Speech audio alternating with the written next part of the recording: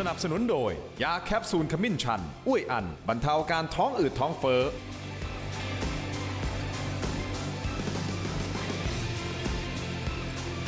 สวัสดีครับต้อนรับทุกท่านเข้าสู่รายการถกไม่เถียงครับถกกันต่อเนื่องเลยนะครับคุณผู้ชมครับท่านร้อยเอกธรรมนัส พรหมเผ่านะฮะประธานที่ปรึกษาพรรคกล้าทำนะฮะสุดท้ายยังไม่ได้เดินทางไปยุโรปนะครับเพราะตอนแรกเข้าใจว่าเช้าตรู่ของวันนี้คือหลังเที่ยงคืนของเมื่อวานเนี่ยจะต้องเดินทางไปยุโรปแล้วนะครับแต่ว่าท่านเลื่อนฮะ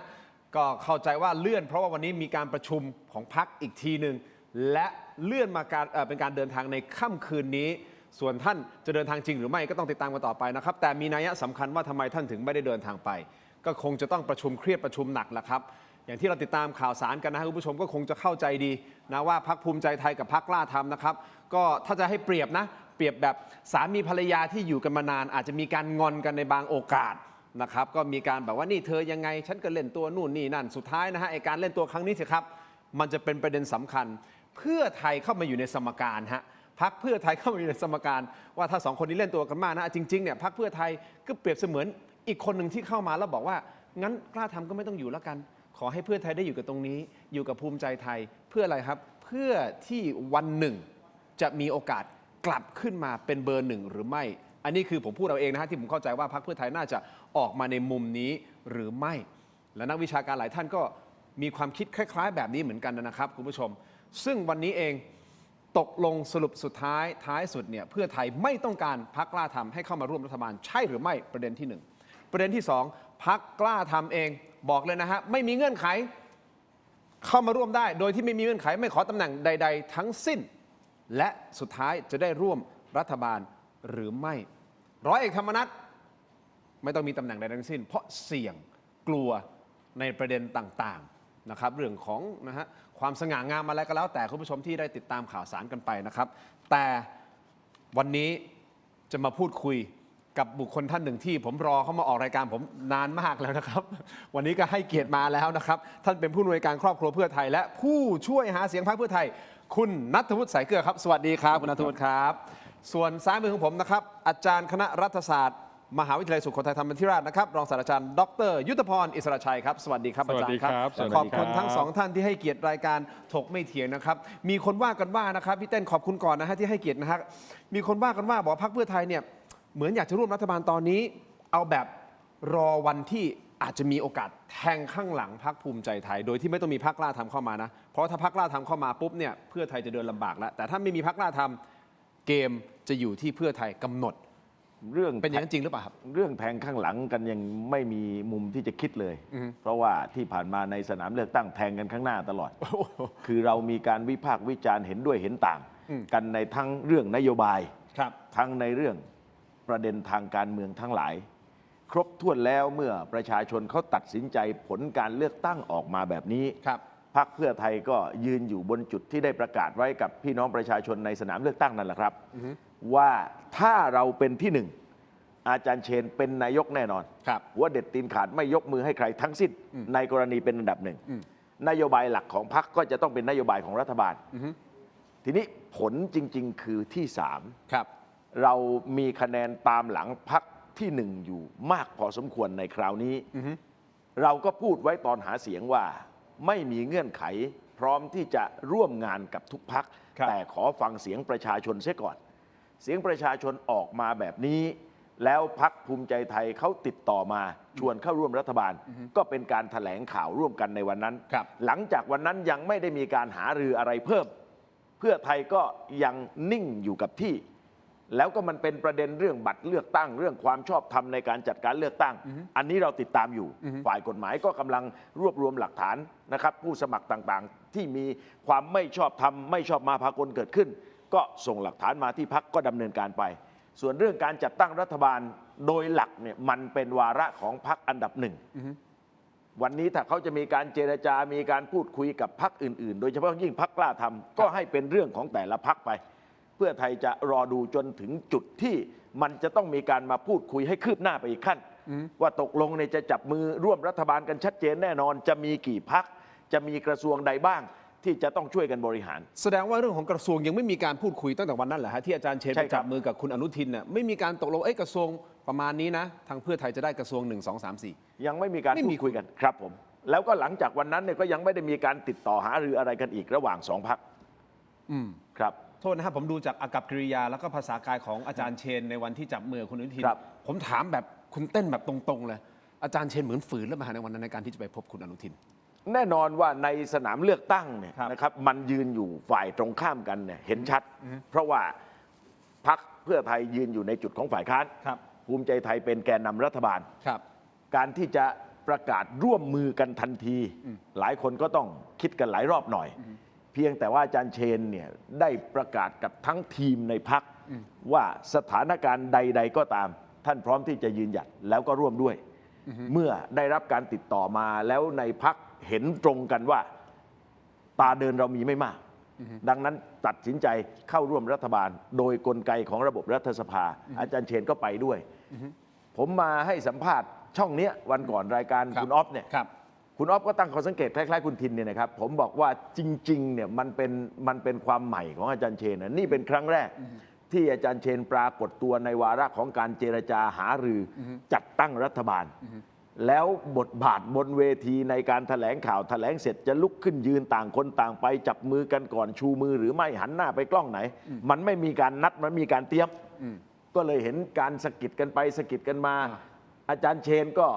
ถูกคุณอนุทินจับมืออคุณอนุทินก็หันไปกวักมือเรียกคุณชัยชนกเพราะคุณชัยชนกเองก็คงยังไม่ทราบ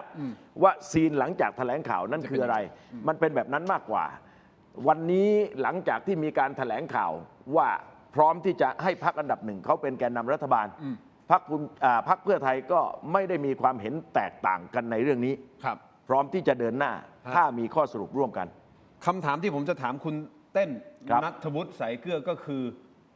พักกล้าทำถ้าในมุมมองของพรรคเพื่อไทยคือ ไม่อยากให้มาร่วมรัฐบาลครั้งนี้ ใช่หรือไม่นี่คือคำถามแบบ yes ครับ or no เลยนะครับ แต่ผมยังไม่อยากได้คำตอบตอนนี้ เพราะว่าผมอยากให้คุณเต้นลองฟังนักวิชาการจากข้างนอกมองเข้ามาแล้วกัน ครับ เผื่อนะฮะเผื่อจะได้เป็นไอเดียในการตอบคำถามผมไม่แน่ใจนะ อาจารย์ ครับ ถ้าเราคุยกันมาตลอดนะค ครั รับ บ ก็คือสมการที่พรรคเพื่อไทยต้องการมากที่สุดคือไม่ต้องการพรรคกล้าทำเข้ามาอยู่ ครับ ในรัฐบาล ครับ เพราะเขาจะได้ถือไพ่เหนือกว่าภูมิใจไทย ครับ ใช่หรือไม่ครับ คือวันนี้แม้ว่าเพื่อไทยต้องการหรือไม่ต้องการก็ดี เพื่อไทยไม่ได้มีอำนาจในการตัดสินใจมากนัก อ่ะ เพราะ ใช่ อยู่ในฐานะของพรรคขนาดกลางค่อนข้างไปพรรคใหญ่พรรคที่จะมีอำนาจตัดสินใจคือพรรคแกนนำ ครับ คือภูมิใจไทย ครับ นะซึ่งเสียงเขาไปเกือบ 200นะเพราะฉะนั้นเนี่ยพรรคภูมิใจไทยคือคนที่จะตัดสินใจได้ว่าอยากจะเอาใครมาร่วมรัฐบาลหรือไม่อย่างไรนะเพราะวันนี้เนี่ยเสียงภูมิใจไทยที่เกือบ 200นะครับรวมกับบรรดาพรรคเล็กพรรคจิ๋วและพรรคเพื่อไทยเนี่ยเขาก็เกือบ 300 เสียงละ 295 อาจจะมีพรรคเล็กมาเติมอีกนิดหน่อยอาจจะไปถึงประมาณ 300 หลายคนบอกว่าตัวเลขเนี้ยมันเป็นตัวเลขที่ดูเหมือนมีเสถียรภาพแล้วนะสำหรับการจัดตั้งรัฐบาลนะครับแต่ต้องบอกว่ามันเป็นเสถียรภาพที่กลวงๆนะเพราะอะไรเพราะข้างในเนี่ยมีเพียงแค่พรรคใหญ่คือภูมิใจไทยแล้วก็พรรคขนาดกลางค่อนใหญ่ก็คือพรรคเพื่อไทย ครับ นอกนั้นเนี่ยเป็นพรรคเล็กพรรคจิ๋วหมดเลย ซึ่งก็หมายว่าพรรคเล็กพรรคจิ๋วนั้นมีโอกาสที่จะเคลื่อนไหวต่างๆเนี่ยได้โดยตลอดนะครับและอาจจะนำไปสู่การต่อรองอำนาจต่อรองเรื่องที่อยู่ที่ยืนอะไรอีกเยอะแยะมากมายสถานการณ์ตรงเนี้ยจะไปคล้ายๆ กับรัฐบาลเสียงปริ่มน้ำของพลเอกประยุทธ์ในปี 2562 นะครับเพราะฉะนั้นในสถานการณ์แบบนี้อย่างที่ผมบอกว่าเพื่อไทยเขาอยากจะเขียวหรือไม่อยากจะเขียวเขาไม่ได้มีอำนาจในการที่จะไปตัดสินใจนะครับอำนาจตรงเนี้ยมันอยู่ที่พรรคแกนนำก็คือภูมิใจไทย อ๋อแน่นอน แต่แน่นอนว่าถ้ามีพรรคกล้าทำเข้ามาด้วยพรรคหนึ่ง นั่นก็คือการมาดุลกับทางพรรคเพื่อไทยนะเพราะอะไรเพราะว่าวันนี้เนี่ยถ้าเราดูอย่างที่บอกโครงสร้างถ้าณเวลานี้ไม่มีพรรคกล้าทำเนี่ย ครับ มันเป็นเสียงที่เสถียรภาพแบบกลวงๆแต่ถ้ามีกล้าทำเข้ามาเนี่ยกล้าทำก็จะมาดุลกับเพื่อไทยได้นะคือพรรคใดพรรคหนึ่งออกเนี่ยรัฐบาลยังไปได้ต่ออและเสถียรภาพมันก็จะไปค่อนข้างสูงมาก คืออาจจะไปถึง 325 หรือ 340-50นะก็เป็นไปได้เลยนะครับแต่ในขณะเดียวกันถ้าพรรคกล้าทำไม่เข้ามาตรงนี้นะครับเสถียรภาพทางการเมืองของรัฐบาลต่อไปในอนาคตจะเป็นยังไง หรือจะเป็นพรรคที่ 3 อีกพรรคที่เข้ามาคือประชาธิปัตย์ซึ่งมีเพียงแค่ 20 เสียง นั่นเสียงก็ไม่พ นะค อ รับการจะดุลกับเพื่อไทยก็คงเป็นไปได้ยากนะเพราะเพื่อไทยเสียงค่อนข้างมากกว่า ครับ เนี่ยที่พรรคกล้าทำนั้น 58นะซึ่งก็ใกล้เคียงกับเพื่อไทยที่มีอยู่70 กว่านะครับแต่พรรคประชาธิปัตย์นั้นเนี่ย20 เสียงการจะดุลกับเพื่อไทยก็ยากกว่า แล้วถ้าเราดูตัวเลขสัดส่วนที่ปรากฏเป็นข่าวมาก่อนหน้านี้นะบอกว่า 10 สสต่อ 1 รัฐมนตรี ครับ นะ10 สสต่อ 1 รัฐมนตรีนั้นเนี่ยผมเชื่อมาจากสมมติฐานว่ารวมพรรคกล้าทำแล้ว เพราะ 350 ที่นั่งในสภาผู้แทนราษฎรนั้นหมายว่าต้องรวมพรรคกล้าทำเข้าไปด้วย ถึงจะได้ประ และ มาณ พรรคเพื่อไทย 350 และพรรคเล็กพรรคจิ๋วด้วย 350 หาร 10 เท่ากับ 35 เก้าอี้รัฐมนตรีบวก1นายก 36 พอดีเป๊ะเลยนะเพราะฉะนั้นการคิดตัวเลขตรงนี้ออกมาเนี่ยแปลว่าต้องมีสมมุติฐานเบื้องต้นแล้วว่ากล้าทำจะเข้ามา เพียงแต่ยังต้องติดเงื่อนไขอะไรบางอย่าง ที่วันนี้ยังดึงกันอยู่ระหว่างภูมิใจไทยกับกล้าทำเนี่ยนะว่าจะเอาหรือไม่เอานะว่าตรงเนี้ยมันก็เลยตอบโจทย์ได้ว่าท้ายสุดคนที่อยากจะได้กล้าทำไม่ได้กล้าทำไม่ใช่เป็นพรรคเพื่อไทยครับภูมิใจไทยนั่นแหละคือคนที่จะตัดสิน ใช่ฮะถูกต้อง ครับ เพราะว่าเป็นพรรคอันดับหนึ่งในการ ใช่ แกนนำในการ ใช่ครับ จัดตั้งรัฐบาลมันอยู่ที่เขาแหละว่า ใช่ จะให้ร่วมหรือไม่ให้ร่วม ใช่ครับ แต่ถ้ามองในมุมของพรรคเพื่อไทยถ้าเอาจริง ครับ เอาคุณนัทธวุฒินั่งตรงนี้แล้วนะแต่พูดต่อหน้าแล้วนะเอาจริงๆคือ ดีที่สุดคือเพื่อไทย ครับ ไม่ต้องการมี คือวันนี้ กล้า เนี่ย ทำใช่หรือไม่ เพราะว่า ครับ ถ้าไม่มีกล้าทำนั่นหมายความว่าอะไรฮะหมายความว่าภูมิใจไทย ครับ โดนเพื่อไทยขี่คออยู่นะฮะ ก็ไม่ สามารถที่จะ ก็ไม่เสมอไปหรอก สามารถที่จะดึงออกมาได้ทุกครั้ง ก็ไม่เสมอไป ทำให้รัฐบาลล่มได้นะ คือถ้าดึงออกมาแล้วมีพรรคอื่นเติม อย่างเช่นถ้าออกมาแล้วกล้าทำเมื่อมาเติมภายหลังเขาก็ไปได้แต่เป็นรัฐบาลเสียงปริ่มน้ำเท่านั้นเอง ซึ่งก็เหนื่อยไงฮะ ซึ่งก็เหนื่อย ซึ่ง ไง รัฐบาลเสียงปริ่มน้ำก็ ซึ่งก็เห เหนื่ นื่ อ อย ย ซึ่งวันนี้ผมว่าเป็นไปได้อยู่ 2 สูตรจาก 4 สูตรที่ผมได้ประเมินไว้ตอนต้น 2 สูตรก็คือสูตรที่ 1 รวมมิตรเพื่อนเก่า อาจารย์รวมมิตรเพื่อนเก่ายังไง น้ำเงินแดงเขียว น้ำเงิน และ แดง พรรค เขียว เล็กพรรคน้อยอะไรก็ว่ากันไป น้ำเงินแดงเขียว นะครับ โอเค อันเนี้ยเสถียรภาพสูงมากอย่างที่บอกอาจจะไปถึง 340 350 เลย แต่แน่นอนว่าประเด็นก็คือว่าเพื่อไทยกับภูมิใจไทยนั้นต้องขีดเส้นกันยืนนะเพราะอย่าลืมว่ามันก็มีประเด็นค้างเก่าอะไรกันมาอยู่นะเพราะฉะนั้นก็ต้องขีดเส้นกันยืน โอเค ถ้าขีดเส้นกันยืนได้ก็มีปัญหา กับสูตรที่ 3 ครับ เพื่อนรักหักเหลี่ยมโหด คือ ก็คือมีแค่แดงน้ำเงิน เท่านั้นเองนะ แดงกับน้ำ แด เงิ ง น กับน้ำเงิน และอาจจะถ้าเป็นไปได้อาจจะเติมประชาธิปัตย์ฟ้าเข้ามาอีกสักพัก ซึ่งก็ไม่ได้มีผลอะไรกับ 20 เสียงตรงนั้น เอาง่าย ครับ ๆ สูตรแรก ครับ คือมี มี กล้า เขียว ท อ่า ำสูตรที่ 2 คือไม่มีกล้าทำ ไม่มีกล้าทำ แค่นั้นเลย แค่นั้นเลย แต่ถ้าสูตรแรกคือเสถียรภาพจะแน่น แน่น แต่สูตรที่ เงื่อนไขน้อย 2 แต่ แต่เสถียรภาพก็กำกึ่งๆนะเพราะว่าอย่างที่บอกว่าสุดท้ายมันเป็นเสถียรภาพที่กลวงๆไงครับ โอเค 300 เสียงก็จริง แต่มันประกอบไปด้วยพรรคเล็กพรรคน้อยอะไรเนี่ยต้องเป็น 10 พรรคอ่ะ โอเค ครับ อ่ะผมยังไม่ต้องการคำตอบจากคุณเต้นนะครับ แต่ว่าจะถามอย่างนี้ฮะเพื่อไทยต้องการดูกระทรวงไหนก่อน เราไม่ได้มีเงื่อนไขแบบนั้น ฮะ เพราะว่าอย่างที่บอกว่าผลคะแนนมันออกมาเนี่ย อ่าฮะ ความแข็งแรงมันอยู่ที่พักอันดับหนึ่ง ถูก ดังนั้นเมื่อถึงวาระที่จะต้องพูดคุยกัน ก็คงจะมาดูกันละ อยากดู ว่าก ระทรวงไหน มีข้อเสนอคืออะไร อ๋อโอเค นะครับ และพักเพื่อไทยรับได้หรือไม่ มีอะไรที่จะเป็นข้อแลกเปลี่ยนในข้อเสนอที่ว่า การที่เราอยากจะดูแลกระทรวงใดเป็นพิเศษเนี่ยคงพูดเป็นเรื่องกระทรวงไม่ได้ เพราะว่าจะกลายเป็นว่าไปตั้งเงื่อนไข แต่ว่าเราก็อยากจะให้นโยบายของเราเนี่ย ครับ มันได้ถูกผลักดันออกสู่ประชาชนให้มากที่สุดเท่าที่จะเป็นไปได้ หลาย ๆ เรื่องเราเชื่อว่าถ้าได้ทำเนี่ย ครับ มันเกิดประโยชน์แน่ ครับ แล้วเราก็คิดอ่านเตรียมการกันไว้พอสมควร พร้อมที่จะเดินหน้าทันทีหากได้จัดตั้งรัฐบาล แต่ว่าเมื่อเข้าไปเป็นรัฐบาลผสมแบบนี้ในสถานะอย่างนี้ ครับ ก็คงเอาเนื้องานเนี่ยนะครับเป็นหลัก ถ้าจะพูดคุยกันคงพูดคุยกันมุมนั้น คงปฏิเสธไม่ได้นะครับว่าก่อนหน้านี้พรรคกล้าทำก็คือโดยท่านร้อยเอกธรรมนัฐนะครับ ก็เคยหักหลายคนเหมือนกันนะครับ แม้แต่เพื่อไทยเองก็โดนท่านร้อยเอกธรรมนัฐหักนะครับ ประเด็นก็คือว่าถ้าหักกันอย่างนี้แล้วต้องมาร่วมรัฐบาลกันน่ะเพื่อไทยกับกล้าทำกับภูมิใจไทยจะทำงานกันได้เป็นหนึ่งเดียวหรือไม่ และยังมีประเด็นหนึ่งคุณผู้ชมครับ ผมฟังอาจารย์โอฬารถิ่นบางเตียว จากมหาวิทยาลัยบูรพานะครับท่านวิเคราะห์ไว้น่าสนใจนะอาจารย์แกบอกว่าการเมืองไทยมีความซับซ้อนมาก โดยมีผู้เล่นนอกสนามที่มีอิทธิพลต่อการตัดสินใจของพรรคการเมือง อาจารย์โอฬารใช้คำว่ากลุ่มอดีตผู้นำทหาร กลุ่มอดีตผู้นำทหารนะยังมีบารมีและเครือข่ายอำนาจที่จองกฐิน หรือมีความแค้นฝังลึกกับบุคคลบางท่าน ตรงนี้แหละครับคุณผู้ชมทำให้พรรคแกนนำอย่างภูมิใจไทยเนี่ยต้องระมัดระวังในการที่จะเข้ามาเลือกคนเข้ามาเป็นรัฐมนตรี เพื่อไม่ให้ขัดใจต่อกลุ่มอำนาจเดิม ทั้งสองท่านคิดเห็นในประเด็นนี้อย่างไร คุณผู้ชมครับพักสักครู่ช่วงหน้ากลับมาฟังครับ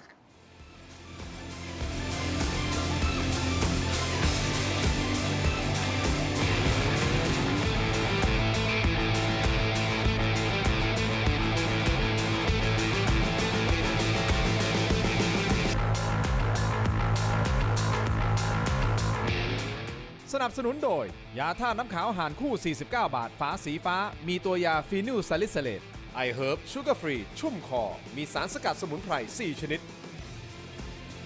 กลับมากันต่อนะครับรายการโถไม่เถียงช่วงนี้นะครับยังอยู่กับอาจารย์ยุทธพรและก็คุณณัฐวุฒินะฮะคุณผู้ชมที่ชมรายการอยู่โหวตกันเข้ามาได้เราถามแบบง่ายๆเลยคุณคิดว่าธรรมนัสก็คือท่านร้อยเอกธรรมนัสเนี่ยจะได้คุมกระทรวงเกษตรหรือไม่เพราะนี่คือกระทรวงเกรด A บวกนะที่ผมเข้าใจว่าท่านธรรมนัสนะครับก็พูดอย่างชัดเจนในการให้สัมภาษณ์เมื่อวานนี้ว่ายังไงเขาก็ต้องได้คุม เพราะว่าเขาทำได้นะครับคุณผู้ชมคิดเห็นอย่างไรโหวตกันเข้ามาณตอนนี้เลยนะครับคราวนี้ไปกันต่อฮะผมขอทวนสั้นๆนิดเดียวอาจารย์โอฬารถิ่นบางเตียวจากมหาวิทยาลัยบูรพานะครับท่านก็มีการวิเคราะห์ไว้น่าสนใจนะท่านบอกว่าการเมืองไทยมีความซับซ้อนก็คือมีผู้เล่นนอกสนามอยู่ที่ยังมีอิทธิพลต่อการเมืองนะครับและอาจารย์ใช้คำว่ากลุ่มอดีตผู้นำทหารกลุ่มอดีตผู้นำทหารก็คือบรรดาลุงคุณผู้ชมครับมีลุงไหนบ้างผมเชื่อว่าคุณผู้ชมก็รู้อยู่แก่ใจนะครับคุณผู้ชมยังมีบารมีและเครือข่ายนะครับที่อาจจะมีการจองกฐินเพราะอาจจะเป็นความแค้นหรือว่าความโกรธหรือเปล่าจากอดีตนะฮะที่เคยมีการถูกหักเอาพูดตรงๆฮะถูกหักจากใครล่ะครับท่านร้อยเอกธรรมนัสก่อนหน้านี้ล่ะครับถูกไหมฮะก็เลยทำให้พรรคภูมิใจไทยระวังในการที่จะเอาใครมาเป็นรัฐมนตรีโดยเฉพาะท่านร้อยเอกธรรมนัสเพราะว่าก็ต้องบาลานซ์หาสมดุลให้เจอระหว่างกลุ่มอำนาจเดิมอาจารย์มองประเด็นนี้ไงครับคือแน่นอนครับในการจัดตั้งรัฐบาลเนี่ยมันมีปัจจัยที่เกี่ยวข้องหลายอย่าง ตั้งแต่เรื่องกติกาเลยนะอย่างเช่นเรื่องรัฐธรรมนูญก็ดีนะครับกฎหมายเลือกตั้งอะไรต่างๆเหล่านี้นะซึ่งครั้งเนี้ยน่าจะไม่เหมือนกับปี 62 และ 66 62 66 นั้นเนี่ยพรรคที่ได้อันดับหนึ่งไม่สามารถจัดตั้งรัฐบาลได้เพราะว่าวิศวกรรมการเลือกตั้งในรัฐธรรมนูญเนี่ยมันออกแบบให้แยกส่วนกันแต่ครั้งเนี้ยพรรคได้อันดับหนึ่งจัดตั้งรัฐบาลค่อนข้างได้แน่นอนผมคิดเรื่องนั้นนะครับและอันที่สองคือบรรดาเรื่องของกลุ่มกวนการเมืองมีไหมที่อยู่ในแต่ละพรรคมีแน่นอนและโดยเฉพาะวันนี้พรรคภูมิใจไทยเนี่ยกวนการเมืองเนี่ยเยอะที่สุดแล้วเพราะมีบ้านใหญ่ที่เข้าไปอยู่เยอะเพราะนั้นเนี่ยการโยกย้ายเข้ามาย้ายขั้วย้ายค่ายเหล่านี้มันต้องมีการรับปากกันนะมีสัญญาใจมีอะไรก็ต้องว่ากันไปนะครับแบ่งปันกันตามที่ได้ตกลงกันไว้อันนี้ก็จะเป็นโจทย์หนึ่งว่าใครจะได้คุมกระทรวงอะไรอันที่3คือผู้เล่นเนี่ยก็มีทั้งผู้เล่นที่อยู่ในสนามนะครับบรรดาแคนดิเดตนายกนักการเมืองอะไรต่างๆเหล่านี้นะครับและผู้เล่นที่อยู่นอกสนามนะผู้นำจิตวิญญาณผู้มีบารมีทางการเมืองเหล่านี้ก็จะมีส่วนไม่แพ้ผู้เล่นในสนามถามว่าเป็นเพราะอะไรเป็นเพราะว่าในช่วง20กว่าปีที่ผ่านมาเนี่ยการเมืองไทยมันกลายเป็นการเมืองแบบคัดออกคือคัดตัวจริงออกนะเพราะนั้นตัวจริงก็ไปอยู่นอกสนามกันหมดไม่ว่าจะมาจากพรรคไหนก็ตามอันนี้ตัวจริงเหล่านี้ก็จะมีอิทธิพลหรือมีความสัมพันธ์กับผู้เล่นในสนามในการมากำหนดทิศทางด้วยนะมันก็เลยทำให้บทบาทของผู้เล่นนอกสนามนั้นเนี่ยมีไม่น้อยกว่าในสนามเหมือนกันนะและอันที่4ก็คือตัวโหวตเตอร์คือพี่น้องประชาชนว่าวันนี้ประชาชนเขาให้คะแนนแต่ละพรรคมาเท่าไหร่ซึ่งก็ปรากฏอย่างที่เราเห็นและสุดท้ายบทบาทองค์กรอิสระนะกกต.ประกาศรับรองผลยังไงศาลรัฐธรรมนูญจะว่ายังไงเลือกตั้งจะโมฆะหรือไม่โมฆะนะอันนี้คือ 4-5 ปัจจัยครับที่จะเกี่ยวข้องกับการจัดตั้งรัฐบาลว่าจะไปในทิศทางไหนนะแต่คราวนี้ถึงขั้นที่จะไปบอกว่ามีอดีตลุงซึ่งยังมีความแค้นเก่าก่อนอะไรต่างๆเหล่านี้ คือวิเคราะห์กันที่มีการวิเคราะห์กันแบบนั้นเนี่ยอันนี้ความเคารพคุณตู่จตุพรเมื่อวานนี้ในรายการก็บอกว่าไม่น่าจะใช่ไม่น่าจะมีเพราะว่าจะมีมากเพราะว่าต่างคนก็ต่างแยกย้ายกันไปแล้วเนอะผมไม่คิดว่าจะมีมากขนาดนั้นไม่ได้มีเพราะอย่าลืมว่ากลไกตรงนี้อาจสมมุติว่ามีการตั้งบุคคลที่อาจจะมีการขาดคุณสมบัติหรือมีลักษณะต้องห้ามต่างๆเรื่องมันต้องไปจบที่ศาลรัฐธรรมนูญใช่ไหมวันนี้โครงสร้างขององค์กรอิสระของศาลรัฐธรรมนูญเปลี่ยนแปลงมาเยอะนะครับเพราะนั้นบทบาทอิทธิพลบารมีของใครต่อใครผมว่าไม่น่าจะมีผลอะไรอาจารย์ฟันธงว่ามองว่าไม่น่าจะมีความแค้นเก่าไม่มีผลโอเคแต่ความแค้นใหม่ไม่รู้นะ ไม่รู้จะมีคุณเต้นมองไงครับประเด็นนี้ประเด็นเดียวกันเลยครับกับที่อาจารย์โอฬารพูดผมว่าคงมีการบ้านในใจกันอยู่บ้างละนั่นไงระหว่างลุงกับทางผู้กองธรรมนัสแต่การบ้านในใจนั้นจะส่งผลกับการจัดตั้งรัฐบาลคราวนี้มากน้อยแค่ไหนผมว่าไม่มากเพราะว่าลำพัง3ลุงเองเนี่ยผมก็ไม่แน่ใจว่าจะราบรื่นกันในแง่ความสัมพันธ์นะครับเพราะว่าตอนจบจบแบบแยกกันทีนี้การที่พรรคภูมิใจไทยวางท่าทีเช่นนี้กับกล้าทำผมว่าคงมีหลายเหตุผลประกอบกันเช่นเขาก็คงจะต้องดูการเติบโตของพรรคกล้าทำว่าเป็นพรรคการเมืองที่เติบโตมาในวิถีทางเดียวกันกับภูมิใจไทยเดินไปข้างหน้าเนี่ยอาจจะกลายเป็นคู่แข่งสำคัญกันในสนามหรือเปล่านะครับน่าวิเคราะห์อันต่อมาก็คือเสียงวิพากษ์วิจารณ์อันเนี้ยต้องยอมรับว่ามีกับตัวทางร้อยเอกธรรมนัสหรือแม้กระทั่งกับบทบาทของพรรคกล้าทำก็ตามก็คงเป็นอีกเรื่องหนึ่งที่พรรคภูมิใจไทยเขาเอาไปคิด บทบาทหรืออิทธิพลของผู้เล่นนอกสนามอื่นๆ จะมีบ้างหรือไม่เนี่ยยังไม่ปรากฏชัด แต่ถ้าจะมีก็ไม่แปลก เพราะว่าการเมืองไทย 20 กว่าปีมาเนี้ยมันมีผู้เล่นนอกสนามเต็มไปหมด แล้วยังไม่เลิกเล่นจนปัจจุบัน แล้วที่ยุ่งนี่ยุ่งกับนอกสนามนี่แหละครับ ที่เข้ามาเล่น อย่างไรก็ตามถึงสุดท้ายการตัดสินใจผมว่า2-3 ปัจจัยที่ผมพูดเนี่ยมันอยู่ที่พรรคภูมิใจไทยจะเอายังไงมากกว่า และมันอยู่ที่คนในพรรคภูมิใจไทยนั่นแหละไม่มีอิทธิพลอะไรไปเหนือกว่าวิธีคิดของคนในพรรคหรอก ครับผมสนใจที่คุณณัฐวุฒิพูดเมื่อสักครู่นี้นะครับประเด็นนี้เลยคือมันอยู่ในใจเหมือนกันบอกว่าถ้าเกิดดูดีๆ วิธีการของภูมิใจไทยที่เติบโตมาพรรคกล้าทำก็เติบโตมาคล้ายๆแบบนี้นั่นหมายความว่าถ้าเขาไม่คุมดีๆมีโอกาสที่พรรคกล้าทำจะโตขึ้นมาเรื่อยๆเรื่อยๆเรื่อยๆนี่คือสิ่งที่ภูมิใจไทยต้องกังวลแต่ในเวลาเดียวกันพรรคกล้าทำเองเขาก็กังวลด้วยหรือเปล่าว่าถ้าสมมติร้อยเอกธรรมนัสถูกผลักออกไปแล้วจะมีปรากฏการณ์ในการดูดเสียงจากพรรคกล้าทำให้พรรคกล้าทำเนี่ยอ่อนลงนั่นหมายความว่างูเห่าอะไรต่างๆอาจจะถูก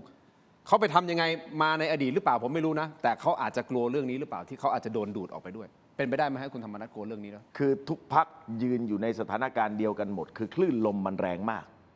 เพื่อไทยเนี่ยอยู่ในท่ามกลางน้ำเชี่ยวเอาเรือไปขวางก็ไม่ได้ ก็ต้องเลือกวิธีทรงตัวให้อยู่รอดในสถานการณ์เช่นนี้ ผมว่าพรรคอื่นๆ ก็คงใกล้เคียงกันพรรคกล้าทำเขามีสิทธิ์ที่จะประเมินสถานการณ์แบบที่คุณทินว่า เพราะว่าถ้าหากว่าไม่ได้ร่วมรัฐบาลแล้วเดินไปเรื่อยๆอาจจะเกิดความระส่ำระสายภายในหรือไม่ แม้ว่าวันนี้เนี่ยทางผู้กองนัดจะประกาศปรับเพดานแล้วนะครับบอกว่าตัวเองจะเป็นรัฐมนตรีหรือไม่อย่างไรไม่ซีเรียสอย่างที่ทางตัวท่านพูด หรือว่าทางคุณไผ่เลขาธิการพรรคพูดก็ตาม แต่ดูเหมือนว่าก็ยังไม่ได้ข้อยุติอยู่ดี ระหว่างพรรคภูมิใจไทยกับพรรคกล้าทำอันนั้นก็ต้องดูกันต่อไปแต่กี้ผมเติมมุมลูกเกรงใจอีกนิดหนึ่งนะครับครับเชิญครับคือกับ3 ลุงเนี่ยมันจะมากจะน้อยยังไงคงจะมีผลกับการตัดสินใจเอาหรือไม่เอากล้าทำมันไม่เยอะแต่ว่าตัวของคุณอนุทินหรือพรรคภูมิใจไทยเนี่ยยังไงก็ต้องวางน้ำหนักความเกรงใจอยู่ที่พลเอกประยุทธ์ด้วย เพราะว่าตอนหาเสียงเนี่ยหาเสียงว่าใครรักลุงตู่ให้เลือกลุงหนูใช่ใช่ใช่นั่นหมายความว่าเป็นพรรคการเมืองเดียวที่ประกาศรับสัมปทานคะแนนจากพลเอกจากพลเอกประยุทธ์มาดังนั้นไปรับสัมปทานคะแนนของเข้ามาจะไม่เกรงใจเขาเสียเลยเนี่ยในทางการเมืองผมก็ว่าไม่ใช่แต่ว่าทั้งหมดทั้งหลายเนี่ยนะครับผมว่าข้อยุติคงจะเห็นได้ในไม่ช้านี้คงจะไม่ไปถึงว่าการโหวตเลือกนายกก่อนแล้วค่อยตกลงกันว่าจะจัดรัฐบาลอย่างไรอย่างที่คุณอนุทินพูดไม่ถึงตรงนั้นไม่กี่วันเนี่ยผมว่าอาทิตย์หน้าเนี่ยรู้เรื่องน่าจะจบแล้วอาทิตย์หน้าน่าจะรู้ว่าหน้าตาเป็นยังไงแล้วถูกต้องไหมครับอาจารย์เพิ่มเติมหน่อยได้ไหมครับโดยเฉพาะประเด็นที่ผมพูดไปว่าท่านธรรมนัสเองอาจจะกังวลว่าถ้าสมมติตัวเองถูกตัดออกไปจากสมการเนี่ยไอพลังดูดต่างๆมันแรงนะมันอาจจะดูดทำให้จนพรรคกล้าทำเนี่ยจาก58อาจจะถอยลงมาเลยนะถามว่าณวันนี้คุณธรรมนัสเองเป็นหัวหน้าพรรคไหมก็เป็นประธานที่ปรึกษาก็เป็นประธานที่ปรึกษาพรรคนะแต่ก็คงปฏิเสธไม่ได้ว่าท่านก็เป็นคนก็เมื่อวานแถลงข่าวประธานที่ปรึกษาเก้าอี้ตัวใหญ่หัวหน้าพรรคโอ้นี่สังเกตละเอียดมากอาจารย์สังเกตถึงเก้าอี้ตัวใหญ่กว่าเก้าอี้ตัวใหญ่กว่าไปกดดูย้อนหลังเก้าอี้ตัวใหญ่กว่าสังเกตถึงขนาดนั้นผมไม่ได้สังเกตเลยนะไม่ธรรมดาอาจารย์สังเกตเก้าอี้ตัวใหญ่กว่านี่เดี๋ยวมีภาพเปรียบเทียบซิกับเก้าอี้หัวหน้าพรรคนะครับนี่คือท่านประธานที่ปรึกษาพรรคนะมีภาพอาจารย์นฤมลไหมเดี๋ยวดูนะเดี๋ยวไม่เป็นไรอาจารย์เล่าไปก่อนก็ดูเก้าอี้ก็รู้แล้วเป็นคำตอบแล้วว่าคุณธรรมนัสจะอยู่หรือไม่อยู่ในคณะรัฐมนตรีไม่ได้มีปัญหานะครับไม่ได้มีปัญหาว่าจะอยู่ในฐานะของการเป็นรัฐมนตรีหรือไม่หรือว่าจะเป็นหัวหน้าพรรคหรือจะประธานที่ปรึกษาเลยก็ไม่มีปัญหาเพราะสุดท้ายอำนาจตัดสินใจตัวจริงดูว่าใครเก้าอี้ตัวใหญ่กว่ากันก็ดูแค่นั้นครับแล้วตรงนี้ไม่ได้เป็นโจทย์ใหญ่แต่โจทย์ใหญ่วันนี้ก็คือว่ากล้าทำถ้าไม่ได้ร่วมรัฐบาลเนี่ยกล้าทำเองจะเดินต่อยังไงในการเลือกตั้งครั้งหน้านะครับอันนี้ก็คือโจทย์ที่สำคัญของกล้าทำเพื่อลืมว่าตั้งแต่ตั้งพรรคกล้าทำมาเนี่ยนะครับเขาไม่เคยเป็นฝ่ายค้านนะเพราะตั้งพรรคมาปุ๊บเขาก็มีสสในมือทันทีจากการยกย้ายกลุ่มต่างๆพอตั้งพรรคมาปุ๊บเลือกตั้งซ่อมนครศรีธรรมราชก็ได้เก้าอี้ทันทีพอตั้งพรรคมาปุ๊บลงสนามใหญ่ครั้งแรกก็ได้มาตั้งเกือบ60 เพราะนั้นเขาไม่คุ้นชินกับการที่จะเป็นฝ่ายค้านในการที่จะเดินต่อไปข้างห เขา น้า ไม่เคยเป็นฝ่ายค้านใช่ไหมครับ ก็ไม่เคยเป็นฝ่ายค้าน อันนั้นคือสิ่งที่อาจารย์นันทนา ครับ ทวโรภาสท่านสวเขาพูดในรายการเหมือนกันเขาก็จำไม่ได้นะว่า ครับ เป็นฝ่ายค้านมาอะไรแต่ว่าท่าน ไม่ ธรรมนัฐ เคย พูดเองให้สัมภาษณ์เอง ครับ บอกว่าฝ่าย อืม เป็นฝ่ายค้านก็ทำได้ดี สมัย ก็เลย สมัย งง ก่อนสมัยตอนยังไม่เป็นพรรคกล้า อ๋อ ทำ โอเคโอเคสมัยยังไม่เป็นพรรคกล้าทำ อจจะเคยเป็นฝ่ายค้าน โอเค แต่ว่าเป็นพรรคกล้าทำเนี่ยไม่เคย อ่า นะครับและขณะเดียวกันอย่าลืมว่าภูมิใจไทยก็มีโจทย์ที่สำคัญตัวเองเหมือนกันนะ ฮะ คือภูมิใจไทยนั้นเนี่ยตั้งแต่ตั้งพรรคมาเนี่ยเขาไม่เคยมีมุ้งต่างๆ ทางการเมือง เพราะว่าเดิมภูมิใจไทยก็คือมุ้งหนึ่ง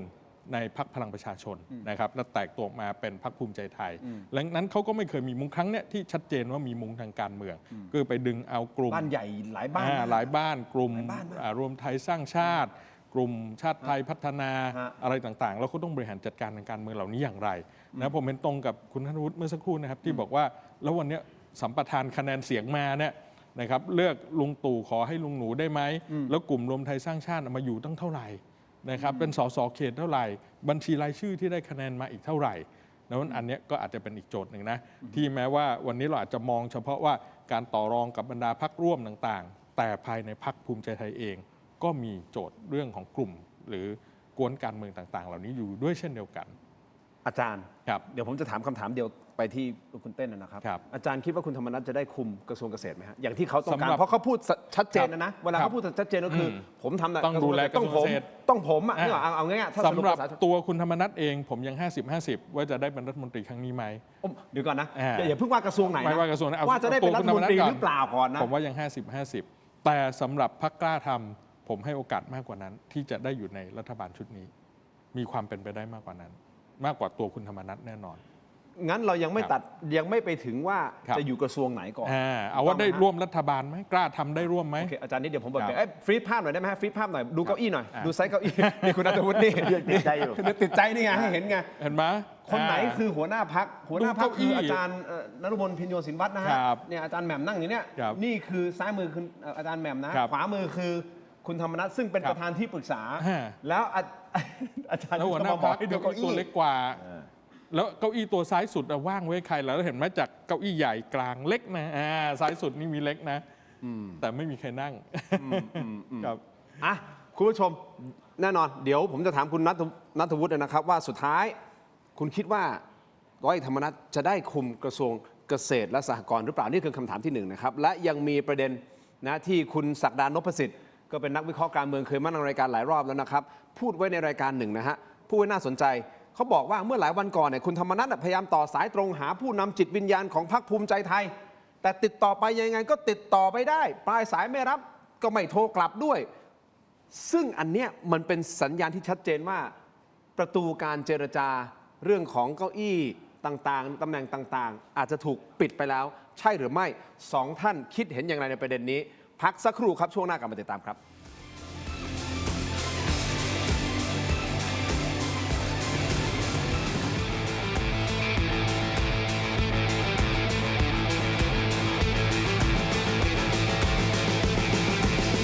อาหารเมนูต้มกับทอดนะครับต้องใช้ไฟที่แรงถึงจะทำให้อาหารอร่อยและสุกทั่วถึงนะครับวันนี้ผมจะมาทำเมนูเหล่านี้นะครับด้วยเตาแก๊สหน้ากระจกจาก Seeker Electric กันครับตัวเตาแก๊สนะครับมีเปลวไฟ2วงนะครับสามารถปรับความแรงได้ตามต้องการนะครับด้วยไฟแรงร้อนเร็ว 4,400 วัตต์ต่อหัวเลยนะครับแถมขารอง5ขาเคลือบอีนาเมลทนความร้อนโครงสร้างเหล็กแข็งแรงทนทานวางหม้อได้มั่นคงแน่นอนครับแค่นี้นะครับก็จะได้เมนูน้ำร้อนๆอย่างต้มยำกุ้งชามนี้แล้วนะครับหรือสำหรับเมนูทอดก็ไม่ต้องห่วงนะครับพวกเมนูที่ใช้ไฟแรงหัวเตาทองเหลืองก็ทนต่อความชื้นน้ำมันและความร้อนสูงไม่เป็นสนิมครับเราก็จะได้ไข่เจียวฟูน่ากินแบบนี้เลยครับเมนูอย่างปลากระพงทอดก็สุกไวทันใจนะครับพวกเมนูทอดอีกหนึ่งปัญหาก็คือเรื่องน้ำมันหน้าเตาเป็นกระจกก็จะทำให้เช็ดทำความสะอาดง่ายสำหรับใครนะครับที่กำลังมองหาเตาแก๊สดีไซน์สวยนะครับเข้ากับบ้านทุกสไตล์นะครับผมแนะนำตัวนี้เลยนะครับสำหรับเตาแก๊สหน้ากระจกจาก Seeker Electric นะครับสามารถสั่งซื้อสินค้านะครับตามช่องทางที่ขึ้นอยู่ด้านล่างนี้ได้เลยครับ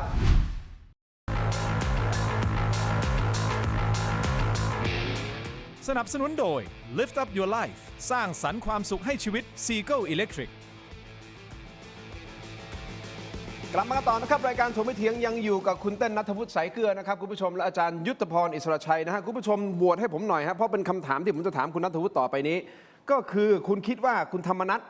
นะจะได้คุมกระทรวงเกษตรหรือไม่โหวตกันเข้ามาหน่อยนะฮะตอนนี้โหวตเข้ามาประมาณ 3,000 กว่าโหวตแล้วนะครับอย่างนี้คุณณัฐวุฒิครับเอาแบบตรงไปตรงมาเลย เพราะว่ามันมีข่าวเล่าลือกันออกมาว่ากระทรวงหนึ่งที่เพื่อไทยอาจจะได้คุมก็คือกระทรวงเกษตรและสหกรณ์จริงเท็จผมไม่รู้ ครับ แต่แน่นอนแหละท่านธรรมนัสก็ไม่อยากจะปล่อยกระทรวงเกษตรออกไปงั้นผมถามก่อนเลยนะฮะคุณณัฐวุฒิคิดว่าร้อยเอกธรรมนัสจะได้คุมกระทรวงเกษตรและสหกรณ์ไหม เดี๋ยวเรื่องนี้เอาเพื่อไทยออกจาก เอาเพื่อใช่นะ เอาเพื่อไทยออกจากสมการก่อนอันนี้แฟร์อ้าววิเคราะห์ตามหน้าข่าว วิเคราะห์ตามหน้าข่าว ผมว่าข้อเจรจาหารือระหว่างภูมิใจไทยกับกล้าทำเนี่ยขณะเนี้ยมันไปถึงจุดที่ร้อยเอกธรรมนัฐอาจจะไม่มีตำแหน่งในรัฐบาลแล้วนะครับ ถ้าดูท่าทีดูสิ่งที่คุณไผ่ให้สัมภาษณ์เมื่อวานนี้เนี่ยผมว่าเขากำลังคุยกันเรื่องนี้อยู่ ไม่ใช่คุยกันว่าใครจะได้นั่งเก้าอี้ไหนนะครับ แต่ว่าข้อยุติสุดท้ายเนี่ยถ้าเป็นอย่างนั้นขึ้นมาจริงๆก็อยู่ที่ภูมิใจไทยจะกล้าทำกับกล้าทำขนาดไหน แล้วถ้าภูมิใจไทยกล้าทำกับกล้าทำกล้าทำจะกล้าทำอะไรหรือไม่ อันนี้ก็ต้องดู โอเค ครับ ต้องถอดรหัสที่พูด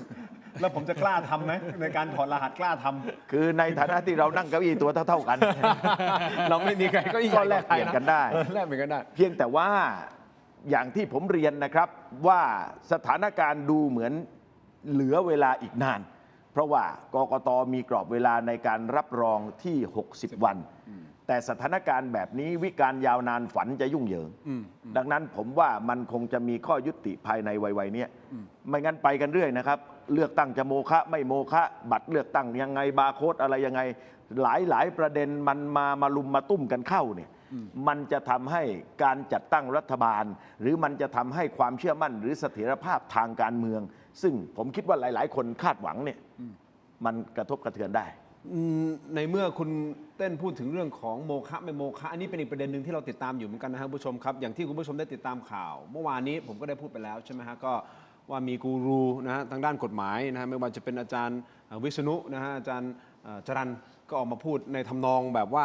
มันมีโอกาสที่จะโมฆะได้ เพราะว่าถ้าการเลือกตั้งครั้งนี้ไม่เป็นลับใช่ไหมไม่โดยตรงและลับเนี่ย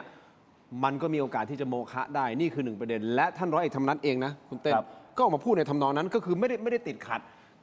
ว่าตัวเองเนี่ยจะอยู่ในรัฐบาลหรือไม่อยู่ในรัฐบาลแต่เป็นห่วงเรื่องของการเลือกตั้งโมฆะมากกว่าอันนี้เป็นถ้าในมุมของการเมืองอ่ะคนการเมืองมองว่านี่คือการส่งสัญญาณขู่เลยใช่ไหมคงเป็นการใช้สถานการณ์นี้เพิ่มน้ำหนักในการแสดงท่าทีทางการเมืองให้คนคิดว่าเฮ้ยมันมีมิติอะไรอยู่หรือเปล่าทำไมอยู่ๆผู้กองธรรมนัสถึงมาพูดเรื่องการเลือกตั้งโมฆะจะมีการเดินเกมอะไรหรือไม่แต่ว่าในส่วนตัวผมเนี่ยนะครับแยกความเห็นส่วนตัวกับการประเมินสถานการณ์ก่อนความเห็นส่วนตัวผมเนี่ยผมว่าไปไม่รอดนะครับการจัดตั้งการเลือกตั้งแบบนี้โดยเฉพาะประเด็นเรื่องบัตรเลือกตั้งผมจะไม่พูดเรื่องประเด็นคะแนนเสียงเพราะเดี๋ยวจะกลายเป็นว่าเป็นพรรคที่ไม่ได้ที่หนึ่งแล้วก็มาพูดเรื่องคะแนนจะกลายเป็นว่าไม่รู้จักหรือไม่ยอมรับผลการเลือกตั้งกันไปเสียอีกอันนี้เราไม่พูดแต่เราพูดเรื่องความถูกต้องชอบธรรมของการจัดการเลือกตั้งโดยตรงและลับโดยเฉพาะอย่างยิ่งการมีบาร์โค้ดมี QR โค้ดผมว่าไปไม่รอดความเห็นผมนะแล้วคำอธิบายของกกตเนี่ยมันคลุมเครือน้ำหนักมันสู้ข้อเท็จจริงที่ฝ่ายประชาชนหรือกลุ่มก้อนที่เขาตรวจสอบเอามาแสดงต่อสังคมไม่ได้ผมเนี่ยเห็นตรงกับอาจารย์วิษณุเห็นตรงกับอาจารย์จรัญที่ท่านพูดนั่นแหละครับผมเห็นไปในทำนองนั้นนานๆผมเห็นด้วยกับสองท่านนี้ทีนะ ผมจะจดจำบรรยากาศนี้เอาไว้ เพียงแต่ถ้าไปมองถึงการวิเคราะห์สถานการณ์ผมว่าการเลือกตั้งคราวนี้จะไปถึงโมฆะยากด้วยเหตุผลก็คือผลการเลือกตั้งแบบนี้ฝ่ายพลังอนุรักษ์นิยมหรือฝ่ายผู้เล่นนอกสนามทั้งหลายเขาอยากได้มานานแสนนานเขาอยากได้มา20 กว่าปีนะครับที่ให้พรรคของพลังอนุรักษ์เนี่ยชนะเป็นที่หนึ่งแล้วตั้งรัฐบาลได้เขารัฐประหาร2 รอบเขายุบพรรคการเมืองสารพัดพรรคเขาทำต่างๆนานาเกิดคำว่านิติสงครามเกิดคำว่ายุติธรรม2 มาตรฐานผลลัพธ์เขาอยากได้อย่างนี้ครับทีนี้เมื่อมันเกิดขึ้นแล้วจะไปสู่การโมฆะมองจากสมการของอำนาจนะมองจากมิติทางการเมืองที่เป็นจริงในสังคมไทยผมว่าคาดหวังยาก อาจารย์ ครั ยุ บ ทธพรเห็นด้วยหรือ ครั ไม่ บ เห็นด้วยอย่างไรแล้วจะวิเคราะห์ในประเด็นนี้ยังไง ครั แต่ บ ก่อนที่จะไปฟังอาจารย์นะครับเดี๋ยวเราไปฟังท่านร้อยเอกธรรมนัสนิดนึงนะฮะบทสรุปของการแถลงข่าวเมื่อวานนี้เพราะมีไฮไลท์บางอย่างหลายๆไฮไลท์ที่เรารวบรวมมาชมคลิปตรงนี้คลิปเดียวสั้นๆ และเดี๋ยวเรามาพูดคุยกันต่อฟังครับ ใครที่ตั้งผมเป็นรัฐมนตรี ถ้าคุณคิดว่าผมนะครับผิดคุณก็โดนด้วย พรรคกล้าทำไม่เคยกลัวใครจะบีบนะ ใครบีบมาเดี๋ยวสวนกลับนะยำรักกันน้ำต้มผักยังว่าหวาน โอ้ผมเนี่ยนะครับ สังเกตในชีวิตผมไม่เคยทะเลาะกับใครก่อนนะ แต่ถ้าใครทะเลาะกับผมเนี่ยก็กลับไปฝันร้ายแล้วกันกระทรวงเกษตรนี่มันต้องภาคปฏิบัตินะแล้วก็การจะไปขายอะไรต่างประเทศนะไม่ง่ายที่พูดนะ เพราะทุกอย่างเนี่ยที่ขายมาเนี่ยผมไม่เอาคนไปขายนะ ผมขายเองเซ็นเอง อย่าเข้าใจเป็นกระทรวงพาณิชย์ธรรมนะ ผิดนะ เป็นสินค้าทางเทคนิคเกษตรต้องไปเจรจาโดยทูตเกษตร คนไม่เข้าใจคิดว่าไปคุยแล้วให้ทูตพาณิชย์คุยแล้วจบมันไม่ใช่นะครับ เดี๋ยวใครมานั่ง ถ้าไม่ใช่ผมนะเดี๋ยวจะรู้สึกผมจะนั่งในห้องแอร์เหมือน ไม่ได้หรอก อาจารย์ ครับ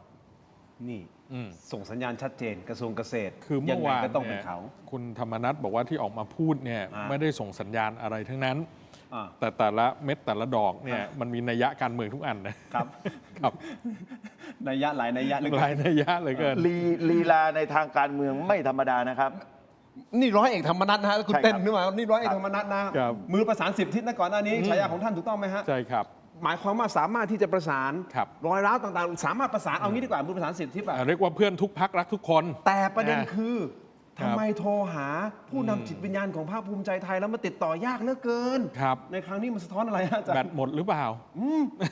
ติดฮะเขาบอกว่าโทรติดนี่ผม ติดนะ อ้างสิ่งที่คุณสัตดานพประสิทธิ์เป็นคนพูดนะใน ครับ อีกรายการหนึ่งนะ ก็แน่นอนครับในสถานการณ์แบบเนี้ย ฮะ นะการจะรับปากกันหรือการจะคุยกันมันเป็นเรื่องที่ไม่ง่ายนะ ในแต่ละแกนนำของแต่ละพักนะครับเพราะฉะนั้นแน่นอนทุกคนต้องระมัดระวังอยู่แล้ว แล้วก็ถ้าไม่มีอะไรที่แน่นอนหรือถึงขั้นว่าปักธงมั่นใจได้เนี่ยก็ไม่มีใครกล้ารับปากอะไรกับใครหรอกไม่ว่าจะเป็นเรื่องการให้ตำแหน่งหรือไม่หรือว่าการจะร่วมรัฐบาลหรือไม่ หรือจะนั่งกระทรวงไหนอะไรอย่างไรนะครับ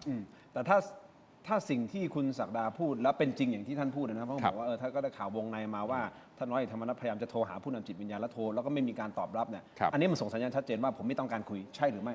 มัน คือ ก็ยัง ไม่ต้องมา แน่นะ เจรจาไม่ต้องอะไรละ ก็ยังไม่แน่นะ ทุกอย่างมันก็เปลี่ยนกันได้หมดแล้วครับตราบใดที่ยังไม่มีการโหวตเลือกนายกก็เปลี่ยนได้หมด คือ การ ถ้า เมืองไทยนี่เปลี่ยนได้ตลอด มีชื่อนายกแล้วยังเคยเปลี่ยนชื่ออีกคนก็เคยมีในการเมืองไทยเลย โอเค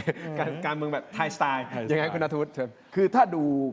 ลีลาของร้อยเอกธรรมนัฐก็อย่างที่ผมพูดตะกี้ว่าชั้นเชิงทางการเมือง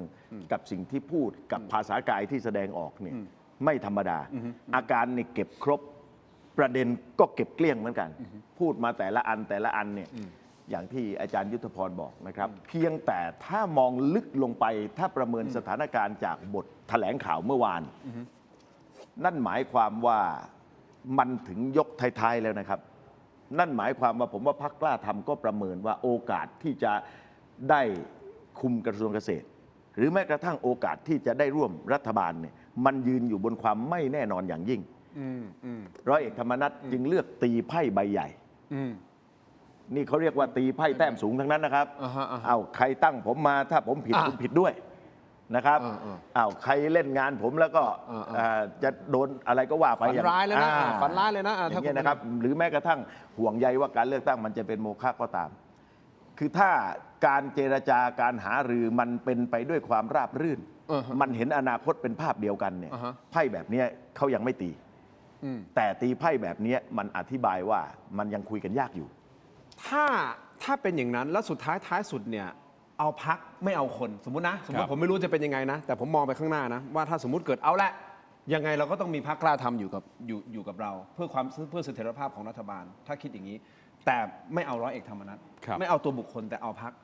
แต่ในความเป็นจริงทางปฏิบัติสุดท้ายเนี่ยไม่เอาคนแต่เอาพักสุดท้ายเขาก็ยังสามารถที่จะควบคุมพักได้อยู่ไม่ใช่หรือนึกออกไหมฮะแล้วมันก็มีค่าเท่ากับเอาร้อยเอกธรรมนัฐเข้ามาอยู่กับ มันอาจจะมีความต่างกันนิดหน่อยหนึ่งคือในประเด็นเรื่องกฎหมายไง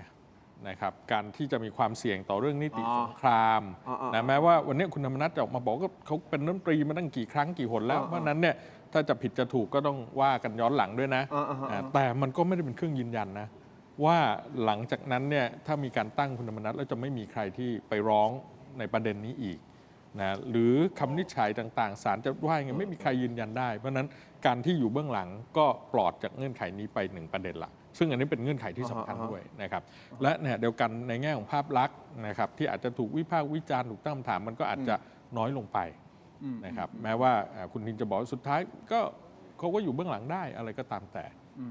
แต่อย่างที่คุณนัทวุฒิพูดจะเสริมอะไรนิดนึงเชิญครับ เราดูสไตล์ด้วยสไตล์การทำงานของร้อยเอกธรรมนัฐที่ผ่านมาในทางการเมืองเนี่ยผมว่าท่านชอบยืนอยู่ข้างหน้านะท่านไม่ชอบเป็นคนเบื้องหลัง เพราะฉะนั้นเวลาท่านเดินเนี่ยนะครับท่านเดินแบบให้คนเห็นทั้งบ้านทั้งเมืองอะว่าท่านเดินทำอะไรอยู่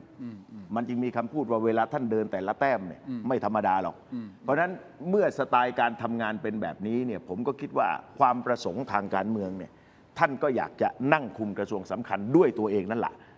ระหว่างถอยมาอยู่เบื้องหลังอย่างคุณทินบอก กับยืนอยู่ข้างหน้าถือธงนำพรรคของท่านอย่างที่ท่านพามาเนี่ยนะครับ ผมว่าไม่ต้องคิดเลยท่านเอาแบบท่านยืนอยู่ข้างหน้าแน่ๆ แล้วถ้าสมมติเกิดบอกเอางี้ผมไม่ได้กระทรวงเกษตรใช่ไหมงั้นผมเป็นฝ่ายค้านเลยซึ่งท่านก็พูดนะว่าไม่ได้ติดขัดนะเป็นฝ่ายค้านก็ฝ่ายค้านปะอันนี้แยกจากเรื่องของโมฆะไม่โมฆะออกนะ ผมว่ามันต้องฟังเสียงหัวใจคนในพรรคผมว่าหัวใจคนในพรรคกล้าทำผมว่าแทบทั้งหมดนะมีความพร้อมสูงที่จะเป็นรัฐบาล มันธรรมชาติของพรรคการเมืองถูกต้องไหมทุกคนก็อยากจะเป็นรัฐบาล เพราะฉะนั้นเนี่ยทางร้อยเอกธรรมนัฐเนี่ยเกิดว่าถึงนาทีต้องตัดสินใจ ผมว่าเขาก็มีการบ้านข้อใหญ่ๆต้องคุยกันภายในพรรคเขาอยู่เหมือนกัน โอเค คือถ้าท่านตัดสินใจคนเดียวเนี่ยก็แน่นอนนะท่านนำเบ็ดเสร็จในพรรค อ่าฮะ แต่ว่าในทางการเมือง ครับ การจะไปเป็นรัฐบาลหรือฝ่ายค้านสำหรับพรรคกล้าทำอะผมว่าคนข้างในพรรคเนี่ยเขาจะส่งเสียงออกมาด้วย อย่างนี้คุณผู้ชมครับก่อนหน้านี้ท่านธรรมนัฐก็บอกนะว่าเขาสามารถที่จะเดินเกมแล้วก็รวมเสียงกับพรรคเล็กพรรคน้อยขึ้นมาได้ประมาณสัก80เสียงเลยนะแต่กลายเป็นว่าเกมนี้ไม่ใช่เกมที่กล้าทำเป็นคนทำเป็นคนเดิน แต่เป็นภูมิใจไทยเป็นคนเดิน อย่างที่เราเห็นว่าเปิดตัวไปเชิญพรรคนู้นพรรคเล็กพรรคมาใช่ไหมพรรคไทยสร้างไทยแหละใช่ไหมฮะพรรคโอกาสใหม่แล้วนะครับแล้วก็ล่าสุดพรรคประชาชาตินะก็เข้ามานะฮะคุณผู้ชมครับนี่คือวิธีการในการเดินของภูมิใจไทยณตอนนี้ รวมเสียงจากพรรคเล็กๆน้อยๆถูกต้องไหมครับเลขาธิการพรรคคุณชัยชนกชิดชอบ ก็ถูกนักข่าวไปถามนะว่าสิ่งที่ท่านร้อยเอกธรรมนัฐพูดเนี่ยท่านรู้สึกอย่างไรโดยเฉพาะคำพูดที่ร้อยเอกธรรมนัฐบอกว่าเมื่อยามรักน้ำต้มผักยังหวานและตอนนี้ความสัมพันธ์ระหว่างพรรคภูมิใจไทยกับกล้าทำยังหวานอยู่หรือไม่นี่คือ ผู้สื่อข่าวถามอย่างนี้นะคุณผู้ชมครับคุณชัยชนกตอบว่าอย่างไรผมให้คุณผู้ชมสแกน QR Code ตอนนี้ไปที่ออนไลน์ครับเทโรดิจิทัลใน YouTube นะฮะ Facebook ถกไม่เถียงเดี๋ยวไปฟังกันเต็มๆในออนไลน์แล้วเดี๋ยววิเคราะห์เพิ่มเติมด้วยนะครับและมีการวิเคราะห์ถึงสถานการณ์อีกอันนึงนะซีนาริโอหนึ่งก็คือว่าพรรคกล้าทำอาจจะกลายเป็นส้มเขียวหวานส้มเขียวหวานคืออะไรท่านก็คือยังไงฮะพรรคส้ม ครับ พรรคเขียวรวมกันแล้วหวานใช่หรือไม่ ไปเจอกันในออนไลน์ครับสำหรับทีวีนะครับต้องขอบคุณนะฮะขอบคุณทั้งสองท่านก่อนนะครับในทีวีคุณผู้ชมครับเจอกันในออนไลน์ถกไม่เถียงครับสวัสดีครับ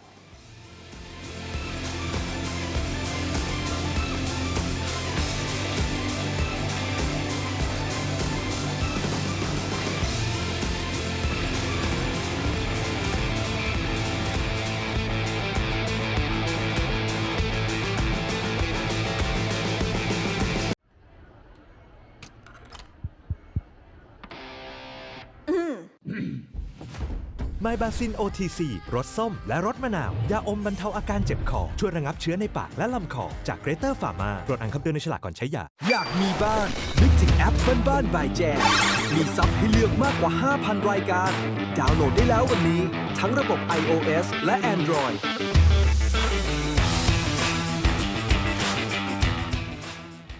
กลับเข้ามาช่วงของออนไลน์ถกไม่เถียงนะครับคุณผู้ชมครับรับชมกันอย่างต่อเนื่องนะครับในเทโรดิจิทัลใน YouTube Facebook ถกไม่เถียงนะครับคุณผู้ชมที่ชมรายการอยู่โหวตกันหน่อยนะครับคุณคิดว่าคุณธรรมนัฐก็คือร้อยเอกธรรมนัฐพรหมเผ่าเนี่ยจะได้คุมกระทรวงเกษตรหรือไม่ได้ไม่แน่ใจนะครับโหวตกันเข้ามาหน่อยอยากทราบว่าคุณผู้ชมที่ชมรายการอยู่คิดเห็นอย่างไรในประเด็นนี้และแขกรับเชิญของผม2ท่านอยู่ในรายการกับเรานะครับคุณณัฐวุฒิสายเกลือนะครับท่านเป็นผู้อำนวยการครอบครัวเพื่อไทยและผู้ช่วยหาเสียงพรรคเพื่อไทยนะครับรวมถึงรองศาสตราจารย์ดร.ยุทธพรอิสระชัยอาจารย์คณะรัฐศาสตร์มหาวิทยาลัยสุโขทัยธรรมาธิราชนะครับพูดคุยกัน อย่างถึงพริกถึงขิงในการวิเคราะห์สูตรการจัดตั้งรัฐบาล โดยเฉพาะประเด็นของภูมิใจไทยและกล้าทำและแน่นอนเพื่อไทยปฏิเสธไม่ได้อยู่ในสมการและเป็นสมการสำคัญด้วยนะครับผมยังไม่ได้คำตอบนะว่าเพราะผมยังไม่เอาคำตอบเพราะผมถามไปแล้วว่าสุดท้ายเนี่ยเพื่อไทยไม่ต้องการให้กล้าทำมาร่วมรัฐบาลด้วยใช่หรือไม่ลึกๆแล้วเนาะแต่แน่นอนแหละคุณณัฐวุฒิตอบก่อนหน้านี้บอกว่าคนที่กำหนดมันคือภูมิใจไทยเขาเป็นแกนนำจัดตั้งรัฐบาลแต่ถ้าเอาความเป็นจริงแล้วเนี่ยลึกๆแล้วเนี่ยถ้าไม่มาร่วมได้เนี่ยเพื่อไทยก็จะเขาเรียกว่ามีข้อได้เปรียบในการเดินเกมการเมืองต่อไปหรือไม่ อันนี้คือสิ่งที่ผมจะถามคุณณัฐวุฒินะครับแต่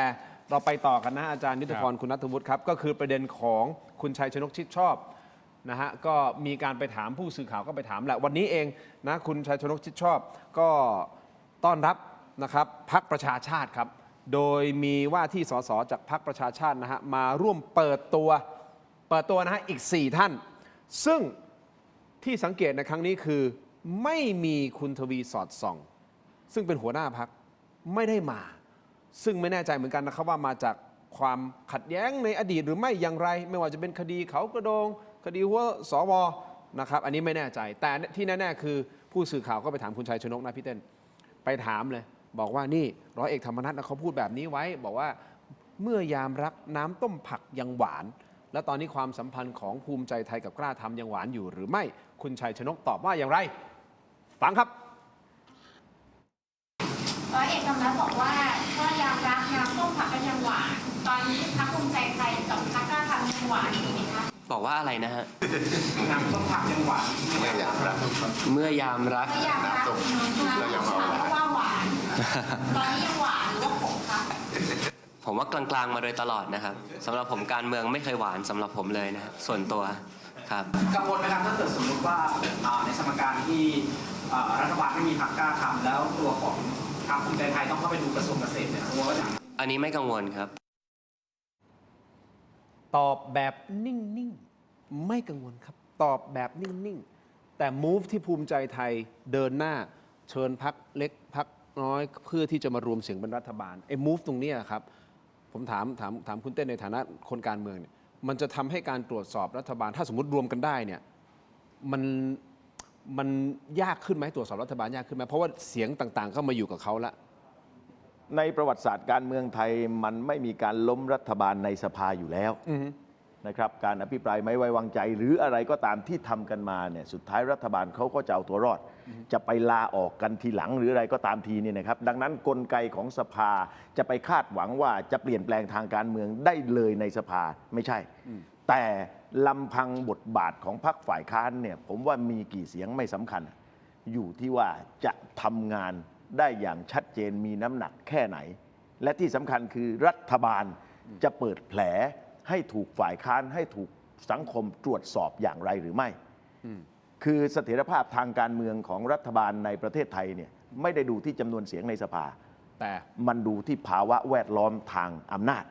ซึ่งเวลานี้เนี่ยพรรคภูมิใจไทยจะมี290เสียงจะมี350เสียงเนี่ยผมว่าไม่ใช่ประเด็นเพราะเสถียรภาพของรัฐบาลพรรคภูมิใจไทยเนี่ยมันอยู่ที่สิ่งแวดล้อมอยู่ที่ตรงนั้นนะครับดังนั้นการจัดตั้งรัฐบาลจะมีหรือไม่มีพรรคกล้าทำผมคิดว่ามันไม่ใช่ประเด็นเสถียรภาพหรือความอยู่ได้ไม่ได้ของรัฐบาลแต่ว่าเป็นการบ้านในใจของพรรคภูมิใจไทยนั่นแหละที่เขาคิดเขาจะตัดสินใจยังไงแล้วการที่ไปเอากลุ่มก้อน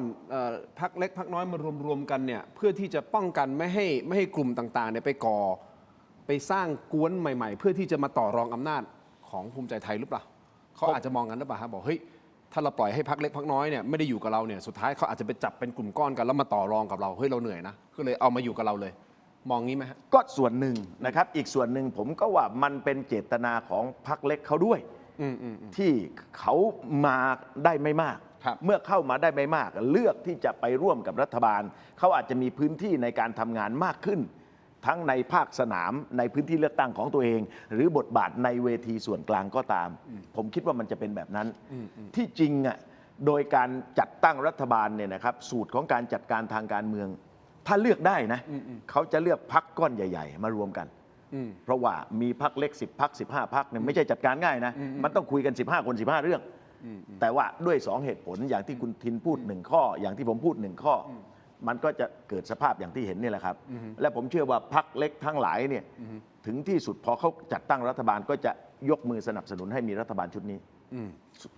ส่วนบทบาทข้างหน้าก็ขึ้นอยู่กับตัวรัฐบาลเอง ว่าจะเปิดแผล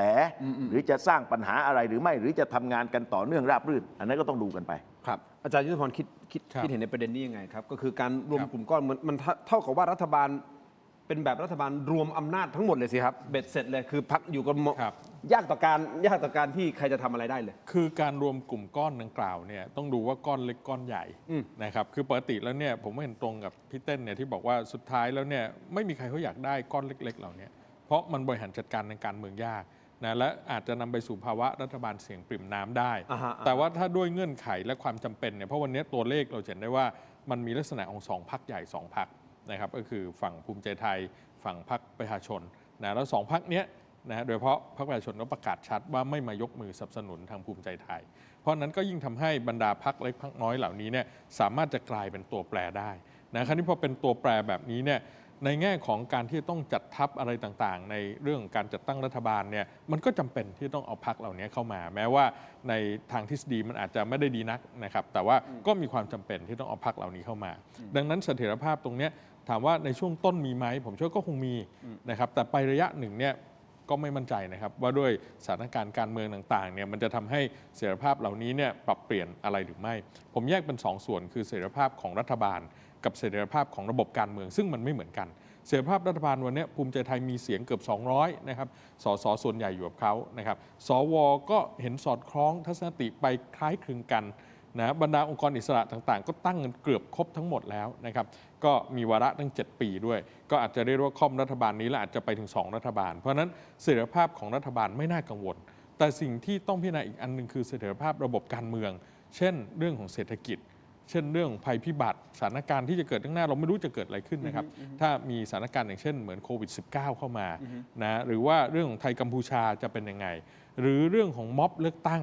จะขยายใหญ่โตไหมนะครับจากเรื่องของเลือกตั้งโมฆะหรือไม่เนี่ยนะอันนี้คือสิ่งที่เป็นปัจจัยท้าทายรัฐบาลแล้วเมื่อถึงตอนนั้นเนี่ยถึงรัฐบาลจะมีเสียง300นะอันนี้คือบนพื้นฐานว่าไม่มีกล้าทำหรือยิ่งถ้ามีกล้าทำไปอาจจะ350อะไรเลยเนี่ยก็ไม่ได้บอกว่าจะมีเสถียรภาพหรือจะอยู่ได้นะครับถ้ามันมีปัจจัยท้าทายเหล่านี้เข้ามาแล้วโจทย์เหล่านี้รัฐบาลแก้ไม่ได้เขาเรียกว่าปัญหาเสถียรภาพระบบการเมืองซึ่งอาจจะทำให้รัฐบาลไปต่อไม่ได้ก็ได้นะเพราะฉะนั้นคณิตศาสตร์การเมืองในสภาเนี่ยมันไม่ได้ตอบโจทย์ได้ทั้งหมดนะครับมันตอบโจทย์ได้แค่ในสภาผู้แทนราษฎรว่าโหวตใครเป็นรัฐบาลโหวตกฎหมายไหนผ่านอภิปรายไม่ไว้วางใจผ่านไหมแต่มันไม่ได้ตอบโจทย์เรื่องที่อยู่นอกสภาด้วยเช่นเดียวกันมันอาจจะอยู่ในภาวะที่เรียกว่าการเมืองนอกสภาก้าวหน้าแต่การเมืองในสภาล้าหลังนะถ้าเป็นแบบนั้นเนี่ยมันก็จะนำไปสู่ความขัดแย้งมีม็อบมีอะไรต่างๆก็ไม่จบไม่สิ้นอีกก็ไม่จบเช่นเดียวกันเพราะนั้นเนี่ยไม่ได้ยืนยันว่าสุดท้ายเสียงที่ท่วมท้นแบบนี้จะทำให้รัฐบาลนั้นอยู่รอดฝั่งไปถึง4 ปีได้ครบหรือไม่มันยังมีโจทย์ที่ร้องหน้าที่เราไม่รู้อีกมากมายมันมีความไม่แน่นอนในหลาย ๆ อย่างที่มันอาจจะเกิดขึ้นได้ระหว่างทางเราก็ไม่แน่ใจก็ต้องจับมือกันแน่น ๆ เอาไว้ประชาชนก็ถามมีคุณผู้ชมก็ถามเนี่ยแล้วประชาชนอยู่ในสมการตรงไหนบ้างครับเป็นคำถามนี่ฮะมันก็แทงใจเหมือนกันนะมันแทงใจเหมือนกันคืออย่างนี้ด้วยความเคารพนะครับคงจะมีความเห็นด้วยเห็นต่างกันแต่ว่าที่จริงประชาชนอยู่ในการเลือกตั้งครับแล้วประชาชนได้เป็นผู้ตัดสินใจให้เกิดสมการทางการเมืองเช่นนี้ผลการเลือกตั้งจากประชาชนในการเข้ามาลงคะแนนก็เป็นเรื่องที่ทุกฝ่ายต้องเคารพและยอมรับนะครับเวลาที่เราสู้กันอยู่ในเวทีหาเสียงเนี่ยผมเนี่ยสุดตัวทุกเวทีนะครับชัดเจนแล้วก็แต่ละเรื่องแต่ละประเด็นเนี่ยผมว่าไม่มีใครพูดหนักพูดชัดเท่าผมอะแต่เมื่อประชาชนตัดสินใจและเราไม่ใช่พรรคอันดับ1ในการเลือกตั้งครั้งนี้มันก็ต้องยอมรับกับสถานการณ์ที่เป็นจริงแล้วการจัดตั้งรัฐบาลในระบบรัฐสภามันก็เกิดขึ้นจากการตัดสินใจของพี่น้องประชาชนซึ่งมีสิทธิ์โดยชอบหลักในมันเป็นแบบนี้คำถามต่อมาซัดกันขนาดนั้นในสนามเลือกตั้งแล้วสุดท้ายมาจับมือมาทำงานกันยังไงคือถ้าเอาหลักนี้มันจะไม่มีใครทำงานกับใครได้เลยนะก็จริงถูกไหมครับสมมุตินะครับพรรคประชาชนได้ที่1พรรคประชาชนกับพรรคเพื่อไทยในสนามเนี่ยก็ไม่ใช่เบาๆนะครับใส่กันไปใส่กันมาแล้วพรรคประชาชนเกิดว่าจะต้องร่วมงานกับพรรคเพื่อไทยคำถามนี้มันก็เกิดเพื่อไทยได้ที่ เสียงไม่พออก็ต้องชวนประชาชนหรือไม่ก็ภูมิใจไทยนี่แหละครับ มาร่วมเพื่อให้ตั้งรัฐบาลได้ ก็จะเจอกับคำถามแบบเดียวกัน ดังนั้นการปฏิบัติหน้าที่ในสนามเลือกตั้ง ทุกฝ่ายทำกันเต็มกำลังสุดความสามารถ เพื่อให้ประชาชนพิจารณา และเมื่อประชาชนพิจารณาแล้ว ตรงนั้นจบหลังจากนั้นเป็นหน้าที่ของทุกพรรคจะต้องเอาคะแนนเสียงที่ได้จากประชาชนเนี่ยทำให้บ้านเมืองเดินหน้าต่อไปให้ได้คำถามต่อมาก็คือ แล้วถ้าการเลือกตั้งมันไม่บริสุทธิ์ยุติธรรมคุณจะเอาเสียงที่มาจากการเลือกตั้งไปเดินหน้าได้อย่างไร ในเมื่อมันมีปัญหาว่าโกงหรือไม่โกงอย่างที่พูดกันอยู่เนี่ยนะครับ โมฆะไม่โมฆะบาร์โค้ดอะไรก็ว่าไป อันนั้นเนี่ยมันต้องมาพร้อมกับพยานหลักฐาน และในที่สุดมันจะมีข้อยุติตามกฎหมาย เราจะเห็นด้วยหรือเห็นต่าง แต่มันจะยุติอย่างเรื่องการเลือกตั้งจะโมฆะหรือไม่สุดท้ายมันไปจบที่ศาลรัฐธรรมนูญและเมื่อเรื่องไปที่ศาลรัฐธรรมนูญประธานโทษนะครับ ผมเนี่ยประเมินสถานการณ์ล่วงหน้าว่าผมว่าไม่ถึงโมฆะไม่ได้ไปว่าอะไรศาลท่านนะ แต่ว่าเราประเมินตามเนื้อผ้าเสียงของพี่น้องประชาชนไม่ว่าระบบการเลือกตั้งจะจัดกันมาแบบไหน แต่สำหรับผมเสียงของประชาชนเนี่ยมันไม่ใช่เสียงสีเทาเสียงของประชาชนก็คือการตัดสินใจของเจ้าของคะแนนมันต้องยึดหลักนี้ไว้ก่อนหลังจากนั้นเนี่ยนะครับอะไรที่มันจะเกิดขึ้นในสิ่งแวดล้อมอะไรที่มันจะนำไปสู่พัฒนาการทางสถานการณ์อย่างที่ท่านอาจารย์ยุทธพรว่าตะเกียมันอาจจะเกิดความวุ่นวายโกลาหลขึ้นก็ได้อันนั้นหน่วยงานที่เกี่ยวข้องต่างๆก็ต้องไปดูแลคุณต้องรับผิดชอบแล้วถ้าหากว่าเกิดประชาชนเขาจับได้ไล่ทันมีหลักฐานอะไรออกมาหนักหนาสาหัสจริงๆถึงตรงนั้น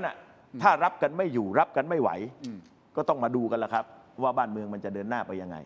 คือการเลือกตั้งคราวนี้ขออนุญาตพูดยาวนิดนึงนะครับการเลือกตั้งคราวนี้มันถูกไปเชื่อมโยงกับการเลือกตั้งเมื่อปี2500สมัยรัฐบาลจอมพลป.คราวนั้นเนี่ยสังคมเรียกการเลือกตั้งนั้นว่าการเลือกตั้งสกปรกแต่จอมพลป.ท่านบอกว่าอย่าไปเรียกว่าสกปรกเลยให้เรียกว่าเป็นการเลือกตั้งที่ไม่เรียบร้อยการพัฒนาของเหตุการณ์ในคราวนั้นนำไปสู่การเดินขบวนของนักศึกษาประชาชนและเกิดวีรบุรุษสะพานมัขวานชื่อสฤษดิ์ธนรัตน์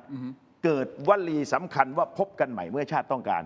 สุดท้ายนำไปสู่การรัฐประหารแต่คราวนี้ถามว่าเหตุการณ์ถ้ามันมีพัฒนาการไปจะไปสู่การรัฐประหารหรือไม่เนี่ยผมว่าไม่ง่ายนักเหตุผลเพราะว่าอำนาจรัฐปัจจุบันหมายถึงรัฐบาลเนี่ยกับกลไกที่จะทำให้เกิดการรัฐประหารเนี่ยเขายืนอยู่มุมเดียวกันคือตอนจอมพลป.กับอำนาจที่ทำให้เกิดการรัฐประหารเนี่ยอยู่คนละมุมยืนอยู่คนละข้างครับแต่เวลานี้มันอยู่ข้างเดียวกันดังนั้นมันจะไปถึงการรัฐประหารเพื่อหักรัฐบาลชุดนี้ลงเนี่ยผมว่ามันจะไม่เป็นอย่างนั้นและสมมุตินะครับสมมุติว่าฟ้าผ่ากลางแดดมันไปสู่การรัฐประหารจริงๆเขาก็กินรวบอยู่ดีก็เพราะเขาอยู่ข้างนี้นึกออกไหมครับล้มรัฐบาลอนุทินด้วยการรัฐประหารทีนี้แหละครับแอนแม่ทัพนายกองที่ยึดอำนาจก็เป็นสายทางอำนาจเดียวกันเพราะว่าเป็นพลังของอนุรักษ์พลังจารีตซึ่งเขามีบทบาทกดปุ่มให้เกิดการรัฐประหารได้นั้นสถานการณ์มันซับซ้อนอยู่แบบนี้ดังนั้นจึงต้องค่อยๆมองแล้วค่อยๆขยับเวลานี้พรรคการเมืองหลายพรรคเขาขยับกันแตกต่างกันพรรคภูมิใจไทยเนี่ยเดินโดยการชวนพรรคเล็กพรรคน้อยมาเปิดตัวพรรคกล้าทำเดินโดยการพยายามเจรจากับพรรคภูมิใจไทยพรรคเพื่อไทยเดินโดยไม่เดินอยู่กันที่อย่างนี้นี่แหละครับคือการเดินของพรรคเพื่อไทยคือเดินโดยไม่เดินรอให้เขาคุยกันในสถานการณ์นี้พรรคเพื่อไทยต้องเดินแบบนี้ครับจะไม่ทำอะไรบุ่มบ่ามมากไปกว่านี้รอเขาตกผลึกเรียบร้อยสัปดาห์หน้าที่คุณเต้นบอกว่าโอเคน่าจะจบลงแล้วแหละแล้วเดี๋ยวค่อยมาว่ากันว่าตกลงใครจะดูอะไรยังไงกระทรวงอะไรยังไงอย่างนี้ใช่ไหมฮะครับต้องเป็นอย่างนั้นฮะแล้วถ้ามีกล้าทำก็ไม่ได้ติดขัดใช่ไหมคือเราพูดตั้งแต่เวทีหาเสียงแล้วว่าเราไม่มีเงื่อนไขในการที่จะร่วมมือทางการเมืองกับพรรคใดๆเราคาดหวังเรามั่นใจว่าเราจะเป็นที่หนึ่งแต่ในใจเนี่ยเราก็คิดว่าไม่ใช่ง่ายเหมือนกันที่เราจะขึ้นเป็นที่หนึ่งได้ดังนั้นเราเลือกที่จะเปิดประตูทุกบานให้มันเดินต่อได้เราเลยไม่ตั้งเงื่อนไขไม่ปิดประตูใส่พรรคใดทั้งสิ้นรอฟังเสียงประชาชนก่อนดังนั้นสุดทางของพรรคเพื่อไทยก็คือยังยืนอยู่กับหลักเดิมในการประกาศไว้ในสนามเลือกตั้ง อาจารย์ที่บอลจะเสริม ครับ ในประเด็นที่คุณเต้น ครับ วิเคราะห์มาน่าสนใจนะฮะเกี่ยวกับเรื่องของ ครับ รัฐประหารไม่รัฐประหารแล้วอยู่ฝั่งไหนอย่างเงี้ยฮะ ครับ าจารย์จะ คือผม เสรินิ ปลอด นึง ภัยแล้วประเด็นนี้เพราะพี่เต้นวิเคราะห์ให้หมดแล้ว ปลอดภัยแล้ว สบายใจนิดนึง สบายใจนิดนึง มีคน แล้ว หารให้ คือก่อนเข้ารายการเนี่ยอาจารย์ยุทธพรยุให้ผมพูดเรื่องเนี้ย อ้าวตกลงข้อเท็จจริงคืออะไรอ้าว ไม่จริง มีการวางเกมมาดีเลยอาจารย์ คือตรงเนี้ยคำถามคือว่า เอ๊ะทำไมเวลาพอจะมีการเปลี่ยนแปลงการเมืองนะฮะ เราจะได้ยินคำเนี้ยตลอด จะมีรัฐประหารไหมนะครับ เลือกตั้ง 8 กุมภาเนี่ยจะมีได้หรือเปล่านะเลือกตั้งจะถูกเลื่อนไหมอะไรแบบเนี้ยนะครับ อ่ะ ทำไมเราจะได้ยินถ้อยคำเหล่านี้โดยตลอด ก็เพราะว่าประชาธิปไตยนั้นมันไม่ได้ตั้งมั่นหรือลงหลักปักฐานในสังคมไทยฮะนะมันก็เลยทำให้คนก็รู้สึกว่า เอ๊ะ มันอาจจะมีอะไรที่ไม่เป็นไปตามกลไกปกติในระบบการเมืองนะครับ เพราะฉะนั้นเนี่ยทุกครั้งที่มีประเด็นเรื่องเหล่านี้ออกมาเนี่ยมันก็ทำให้เกิดความไม่เชื่อมั่นนะต่อระบบการเมืองต่อประชาธิปไตยอะไรต่างๆ ในประเทศไทยนะแล้วคนก็คิดไปถึงจุดนั้นจริง ๆ ว่าเอ๊ะมันก็เป็นไปได้นะที่วันนี้เนี่ยจะเกิดการรัฐประหารไหมนะแต่ณตอนนี้เนี่ยผมก็เชื่อเช่นเดียวกันว่าคงไม่มีการรัฐประหารนะครับแล้วก็ท้ายที่สุดในการเลือกตั้งเนี่ยจะโมฆะหรือไม่เนี่ย ครับ นะครับผมคิดว่าวันนี้มีประเด็นทางกฎหมายที่มีคนมองสองมุม มุมหนึ่งเนี่ยก็คือกลุ่มที่บอกว่ามันมีโอกาสที่จะโมฆะนะด้วยเหตุที่บอกว่าการเลือกตั้งนั้นต้องไปโดยตรงและรับนั่นคือหมายถึงต้องรับตลอดไป ไม่มีใครที่จะล่วงรู้ได้เลย ไม่ใช่แค่รับเฉพาะตอน ไม่ใช่ การ เฉพาะตอนการเท่านั้น แต่อีกกลุ่มหนึ่งนั้นเขาก็มีความเห็นทางกฎหมายว่า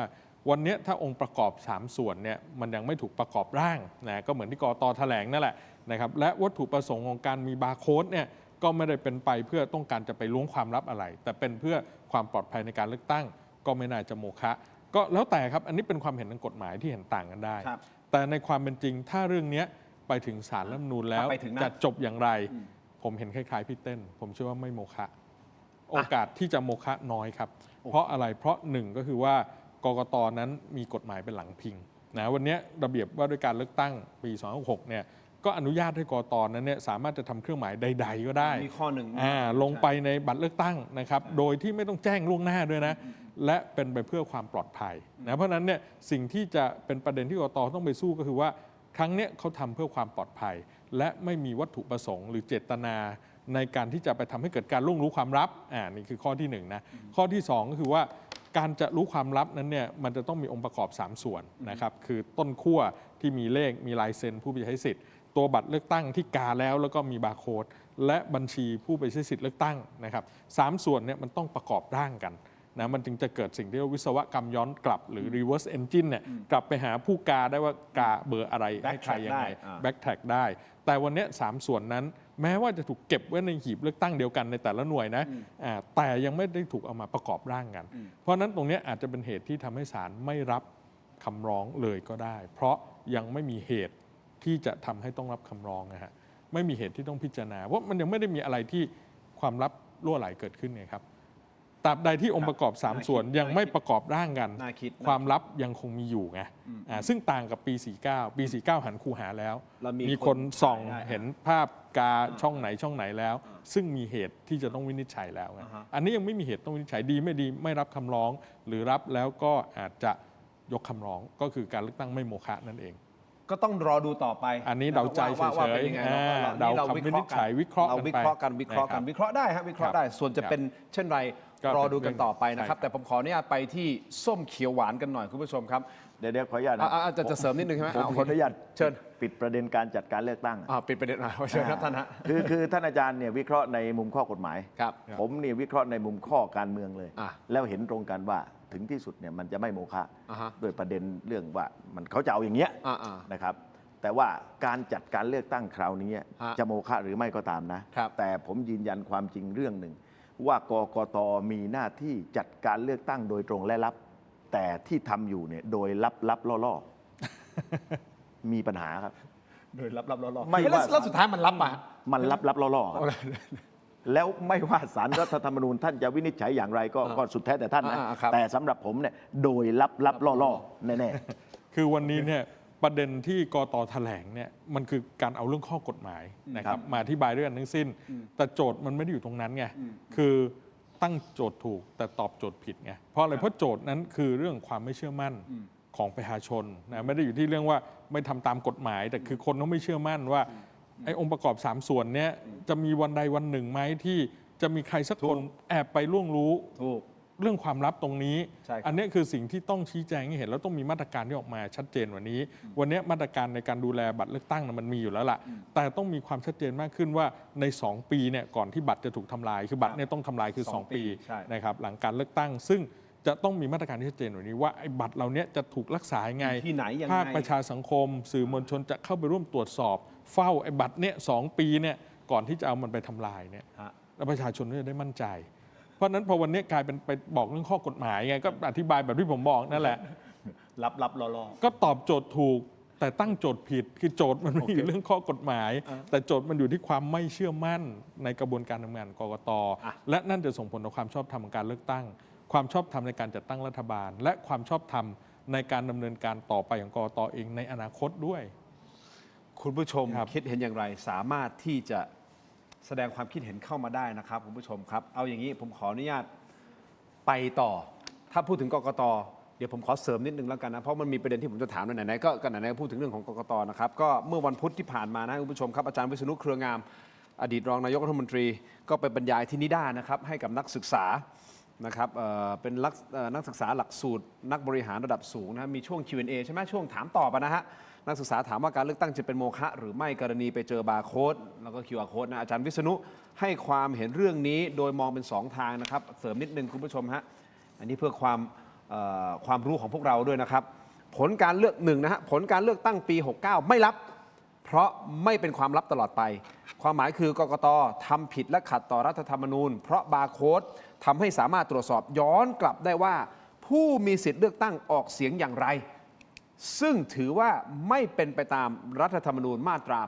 85 นี่คือแนวทางที่ 1 ที่อาจารย์วิษณุพูดส่วนแนวทางที่ 2 ครับผลการเลือกตั้งปี 69 ลับเพราะตอนกาในคูหาไม่มีใครรู้ว่าเรากาเบอร์ไหน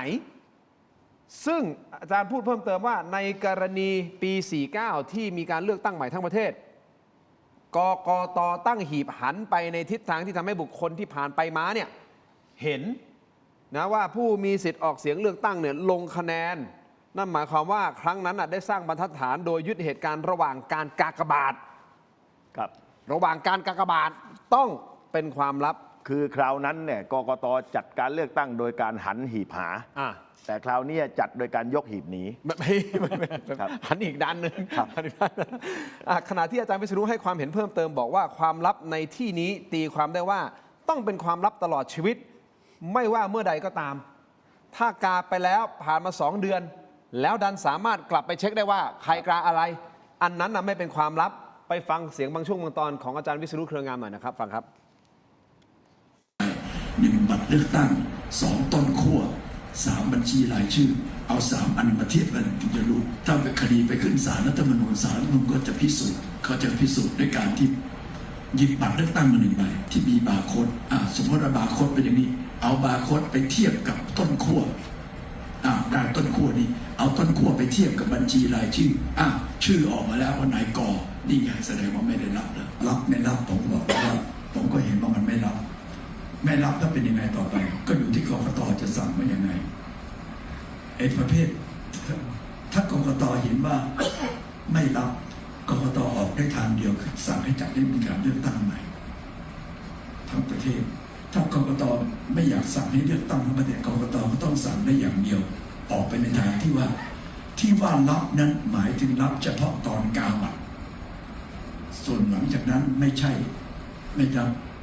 อย่างที่ผมได้ตอบคุณไปเมื่อสักครู่นี้ถ้ารับแปลว่ารับเฉพาะกาบัตรก็ไม่ต้องเลือกตั้งใหม่ทั้งประเทศแล้วก็รับแล้วเพราะว่าไม่มีใครรู้ตอนที่คุณกับผมเข้าไปในกูหาก็ไม่มีทางรู้ถ้าพูดว่ารับแปลว่ารับเฉพาะขนาดกาบัตรแต่ถ้าหากว่าแปลว่ารับในที่นี้ต้องรับตลอดชีวิตไม่ว่าเมื่อใดก็ตามครั้งนี้ไม่ได้รับเพราะมันมีทางรู้แต่มันยากแต่มันก็รู้ได้ใช่ไหมล่ะ นี่คือสิ่งที่อาจารย์วิษณุเครืองามได้พูดเอาไว้นะคุณผู้ชมครับคราวนี้คุณสุภชัยใจสมุทรฮะ อาจารย์ฮะคุณเต้นครับซึ่งเป็นประธานการทำงานด้านกฎหมายของพรรคภูมิใจไทยนะครับก็ออกมาโพสต์แย้งทันทีฮะซึ่งจริงๆเขาโพสต์ไว้ยาวมากนะฮะแต่ทีมงานของผมมาสรุปมาแบบนี้ครับสรุปมาบอกว่า เขามองว่าความลับคือต้องไม่มีระบบที่สามารถเชื่อมโยงตัวบุคคลผู้ใช้สิทธิ์กับตัวเลือกที่ลงคะแนน ซึ่งบาร์โค้ดในที่นี้มันมีเพื่อควบคุมจำนวนบัตรเลือกตั้ง และการประกาศโมฆะต้องเป็นเรื่องที่ร้ายแรง และมีหลักฐานเชิญประจักษ์ว่าความลับเนี่ยถูกละเมิดจริง ไม่ใช่แค่ความหวั่นเกรงหรือข้อสันนิษฐานทางเทคนิค ดังนั้นจะถือว่าเลือกตั้งเป็นโมฆะไม่ได้ คุณสุประชัยใจสมุทรอยู่กับพรรคภูมิใจไทย เพราะฉะนั้นแน่นอนแหละพรรคภูมิใจไทยตอนนี้190 กว่าคะแนนใช่ไหมฮะ190 กว่าเสียงเขาก็คงไม่อยากจะให้มันโมฆะหรอกนะครับอันนี้เป็นความเป็นจริงนะฮะซึ่งคุณสุประชัยโพสต์แบบนี้อันนี้คือความเห็นของท่านนะครับซึ่งทั้งสองท่านก็ได้แสดงความคิดเห็นเกี่ยวกับประเด็นนี้ไปแล้วนะครับเราก็คงหยุดอยู่แค่นี้แล้วผมขออนุญาตไปที่ส้มเขียวหวานส้มเขียวหวานมันมาจากอะไรครับมีการวิเคราะห์นะครับสถานการณ์ของพรรคกล้าทำคุณเต้นอาจารย์ความหมายก็คือว่าถ้าสุดท้ายโดนบีบมากๆไม่ไหวว่าโดนพรรคกล้าทำโดนบีบซะจนไม่มีที่ไปรับไม่ได้เอาวะงั้นก็ไปจับมือร่วมทำงานกับพรรคส้มก็คือพรรคประชาชนในการเป็นฝ่ายค้านไปเลยแล้วอย่าลืมนะครับว่าพรรคเขียวก็คือพรรคกล้าทำแต่มีฐานเสียงสสนะฮะสสเขตนะที่แข็งแรงนะครับถ้าไปบวกกับอุดมการตรวจสอบของพรรคส้มแล้วก็อาจจะเป็นฝ่ายค้านที่น่าเกรงขามนะครับสำหรับรัฐบาลภูมิใจไทย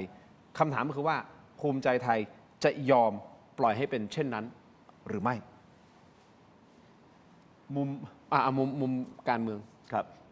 ผมว่าพรรคภูมิใจไทยเขาเดินแบบนี้เขาก็ต้องคิด2 ฉากทัศน์อยู่แล้ว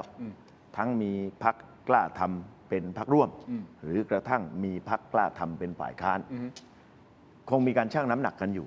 แล้วก็คงจะมีการเจรจาคุยกันไปคุยกันมาอยู่ละใครจะติดต่อใครได้จริงหรือไม่อันนี้เราไม่ทราบแต่ผมเชื่อว่าการพยายามพูดคุยยังคงมีอยู่จนถึงนาทีนี้นะครับการที่พรรคกล้าทำจะเป็นฝ่ายค้านและจะทำให้บทบาทฝ่ายค้านร้อนแรงขึ้นหรือไม่ในสภาเนี่ยพรรคกล้าทำคงไม่สามารถเติมความร้อนแรงได้เพราะว่าธรรมชาติเขาเนี่ยมันเป็นธรรมชาติแบบที่อาจารย์ยุทธพรบอกคือธรรมชาติเขาเป็นรัฐบาลแล้วเราจะไม่เห็นสสที่จะมีแนวโน้มเป็นดาวสภาขึ้นมาอยู่ในพรรคกล้าทำแต่ว่าเกมการเมืองอื่นๆพรรคกล้าทำเขาก็มีวิทยายุทธของเขาอยู่ทั้งนี้ทั้งนั้นเนี่ยพรรคภูมิใจไทยเขาจะเป็นคนตัดสินใจเพราะว่าวิทยายุทธนอกสภาเนี่ยพรรคภูมิใจไทยเขาก็มีหลายวิชาของเขาอยู่เหมือนกันครับถ้าอย่างนี้พรรคเพื่อไทยต้องการฉากทัศน์ไหนล่ะครับฉากทัศน์ที่ 1มีพรรคกล้าทำในรัฐบาลหรือฉากทัศน์ที่ 2ไม่มีพรรคกล้าทำเราต้องการฉากทัศน์ที่ 3คือให้พรรคภูมิใจไทยเป็นคนเดินโอ้โหนี่ไงผมถึงบอกคนนี้สุดยอดเลยถามก็ไก่ขอไข่ไปขอควายไปไม่ถูกเลยA B ไป C นี่ไงคนนี้สุดยอดจริงๆเซียนการเมืองเซียนการเมืองเซียนอ่ะก็ผมตอบแบบกกตนั่นแหละครับ ยกหนีเลยโอเคสรุปว่าคุณผู้ชมผมคงไม่ได้คำตอบจากเพื่อไทยแต่เพื่อไทยก็ไปอย่างนี้โอเคเยี่ยมอันนี้ต้องบอกว่าเป็นชั้นเชิงเนาะเป็นชั้นเชิงอาจารย์คิดว่าส้มเขียวหวานจะเป็นอย่างที่คุณณัฐวุฒิพูดหรือเปล่าว่าคือส้มเขียวหวานเนี่ยถ้าเขารวมกันจริงๆประเด็นมันอยู่ที่ว่าส้มจะตอบคำถามยังไงกับการที่จะบอกว่าจะตรวจสอบรัฐบาลหรือสุดท้ายไม่ใช่ฝ่ายค้านตรวจสอบมันเองนะประเด็นที่เคยพูดกันไว้ในเวทีของการหาเสียงมากมายเนี่ยนะครับก็สามารถจะจับมือกันทำหน้าที่อะไรตรงนี้เนี่ยได้ดีมากน้อยแค่ไหนนะครับอันนี้ก็คือโจทย์มันจะไปตกอยู่กับพรรคส้มเลยนะครับถ้ามันเกิดส้มเขียวหวานที่จริงๆเนี่ยนะซึ่งพรรคเขียวเนี่ยเขาไม่ได้มีปัญหาหรอกกับการที่เขาจะไปอยู่กับพรรคไหนอะไรเพราะเขาไม่เคยตั้งประเด็นอะไรต่างๆด้วยซ้ำไปนะครับและขณะเดียวกันมันจะไม่ใช่แค่ส้มเขียวหวานถ้าเป็นสูตรนี้อาจจะมีฟ้าหรือประชาธิปัตย์อยู่ในฝ่ายค้านด้วยพูดถึงประชาธิปัตย์เดี๋ยวจะถามคุณเต้นด้วยนะครับเรื่องนี้จะไปยังไงเลยในเมื่อประชาธิปัตย์เขาตั้งข้อชัดเจนเลยกับกล้าทำเนี่ยพูดชื่อพรรคชื่อบุคคลกันชัดๆเลยว่าไม่เอาเนี่ยนะแล้วก็เกิดการโต้ตอบมันไปมาในสนามเลือกตั้งถ้าเป็นฝ่ายค้านด้วยกันคงไม่มีปัญหาก็เป็นฝ่ายค้านที่ไม่มีเอกภาพไงฮะแม้ว่าวันนี้เขาไม่ได้อยากจับกันเองแต่ว่ามันต้องไปด้วยสถานการณ์ตามธรรมชาติเพราะว่าพรรคเหล่านี้ไม่ได้ถูกเลือกมาเป็นพรรคร่วมรัฐบาลแต่ท้ายที่สุดการทำงานของฝ่ายค้านจะไปยังไงก็เป็นฝ่ายค้านแบบไม่มีเอกภาพต่างคนต่างไปจะอภิปรายในประเด็นไหนเวลายกมือไม่วางใจจะยกกันยังไงจะจัดชุดจัดทีมในการอภิปรายไม่วางใจยังไงใครจะจับประเด็นเรื่องไหนนะครับอันนี้ก็จะกลายเป็นปัญหาเอกภาพในการทำงานของฝ่ายค้านเช่นเดียวกัน นะเพราะฉะนั้นผมว่าสูตรส้มเขียวหวานเนี่ยมันไม่ได้เป็นสูตรที่จะทำให้สำเร็จได้หรอก แม้ว่าสุดท้ายเราจะบอกว่าแต่ละฝั่งโดดเด่นในคนละอย่างส้มโดดเด่นในเรื่องของการจับประเด็นวาระนโยบายเรื่องสสบัญชีรายชื่อนะครับเขียวถนัดงานบริหารจัดการพื้นที่นะจับเรื่องสสแบ่งเขตอะไรต่างๆเหล่านี้อันนั้นคือในทางทฤษฎีแต่ทางปฏิบัติจริงเนี่ยสองพรรคเนี่ยจะจับมือกันได้ไหมนะก็เจอคำถามเหล่านี้มากมายจากสังคมและรวมไปถึงเรื่องของจุดยืนต่างๆแต่ละพรรคนะครับข้อวิพากษ์วิจารณ์ที่มีกันมาแต่เก่าก่อนอันนี้ยากนะผมว่ายากยิ่งกว่าวันนี้เนี่ยแดงกับน้ำเงินเนี่ยเขาจับกันอีกด้วยซ้ำไปนะหรือแม้ทั้งวันนี้เราก็จะเห็นกรณีพรรคประชาชาติเนี่ยนะที่เขาไปร่วมรัฐบาลโดยไม่มีคุณทวีมันเขายังขีดเส้นกันยืนได้เลยนะขีดเส้นยืนได้คืออะไรก็คือคุณทวีไปร่วมคุณทวีก็อาจจะตอบคำถามยากกับสิ่งที่เกิดขึ้นกับประเด็นของภูมิใจไทยภูมิใจไทยก็อาจจะไม่อยากได้คุณทวีเหมือนกันเพราะเขาก็ขีดเส้นก็ไม่เป็นไรเขาก็ไปบางส่วนนะครับเพื่อไทยก็เช่นเดียวกันเขาก็ขีดเส้นว่าเอาละเรื่องที่ผ่านมาในอดีตก็ระบบราชการก็ว่าไปกระบวนการต่างๆก็ว่าไปเรื่องการเมืองก็มองไปข้างหน้าทำนโยบายเพื่อพี่น้องประชาชนเห็นไหมเขายังขีดเส้นนั้นได้แต่ว่าฝ่ายค้านเนี่ยจะขีดเส้นอย่างนี้ได้ไหมถ้ามันเกิดปรากฏการณ์ส้มเขียวหวานขึ้นมาจริงๆก่อนที่จะกลับไปที่คุณเต้นนะครับนิดเดียวอาจารย์ครับอีกสมการหนึ่งภูมิใจไทยเพื่อไทยครับประชาธิปัตย์และพรรคเล็กพรรคน้อยรวมกันมีโอกาสเป็นไปได้ไหมก็เป็นไปได้สูตรนี้คือสูตรที่3ที่ผมใช้ว่าเพื่อนรักหักเหลี่ยมโหดไงก็คือมีแดงน้ำเงินหลักๆแล้วก็มีฟ้าเนี่ยเข้ามาอีกพรรคหรือประชาธิปัตย์เนี่ยเข้ามาอีกพรรคเสถียรภาพผมว่าไม่ได้เป็นประโยชน์เลยประชาธิปัตย์มีแค่20 เสียงวันนี้ประชาธิปัตย์เองไม่ได้อยู่ในฐานะที่จะเป็นตัวแปรอะไรทางการเมืองได้มากนักแล้วก็การจะเอาประชาธิปัตย์เข้ามาเพื่อดุลอำนาจกับเพื่อไทยก็ไม่ได้มีประโยชน์อะไรมากนักเพราะ20 เสียงกับ70 กว่าเสียง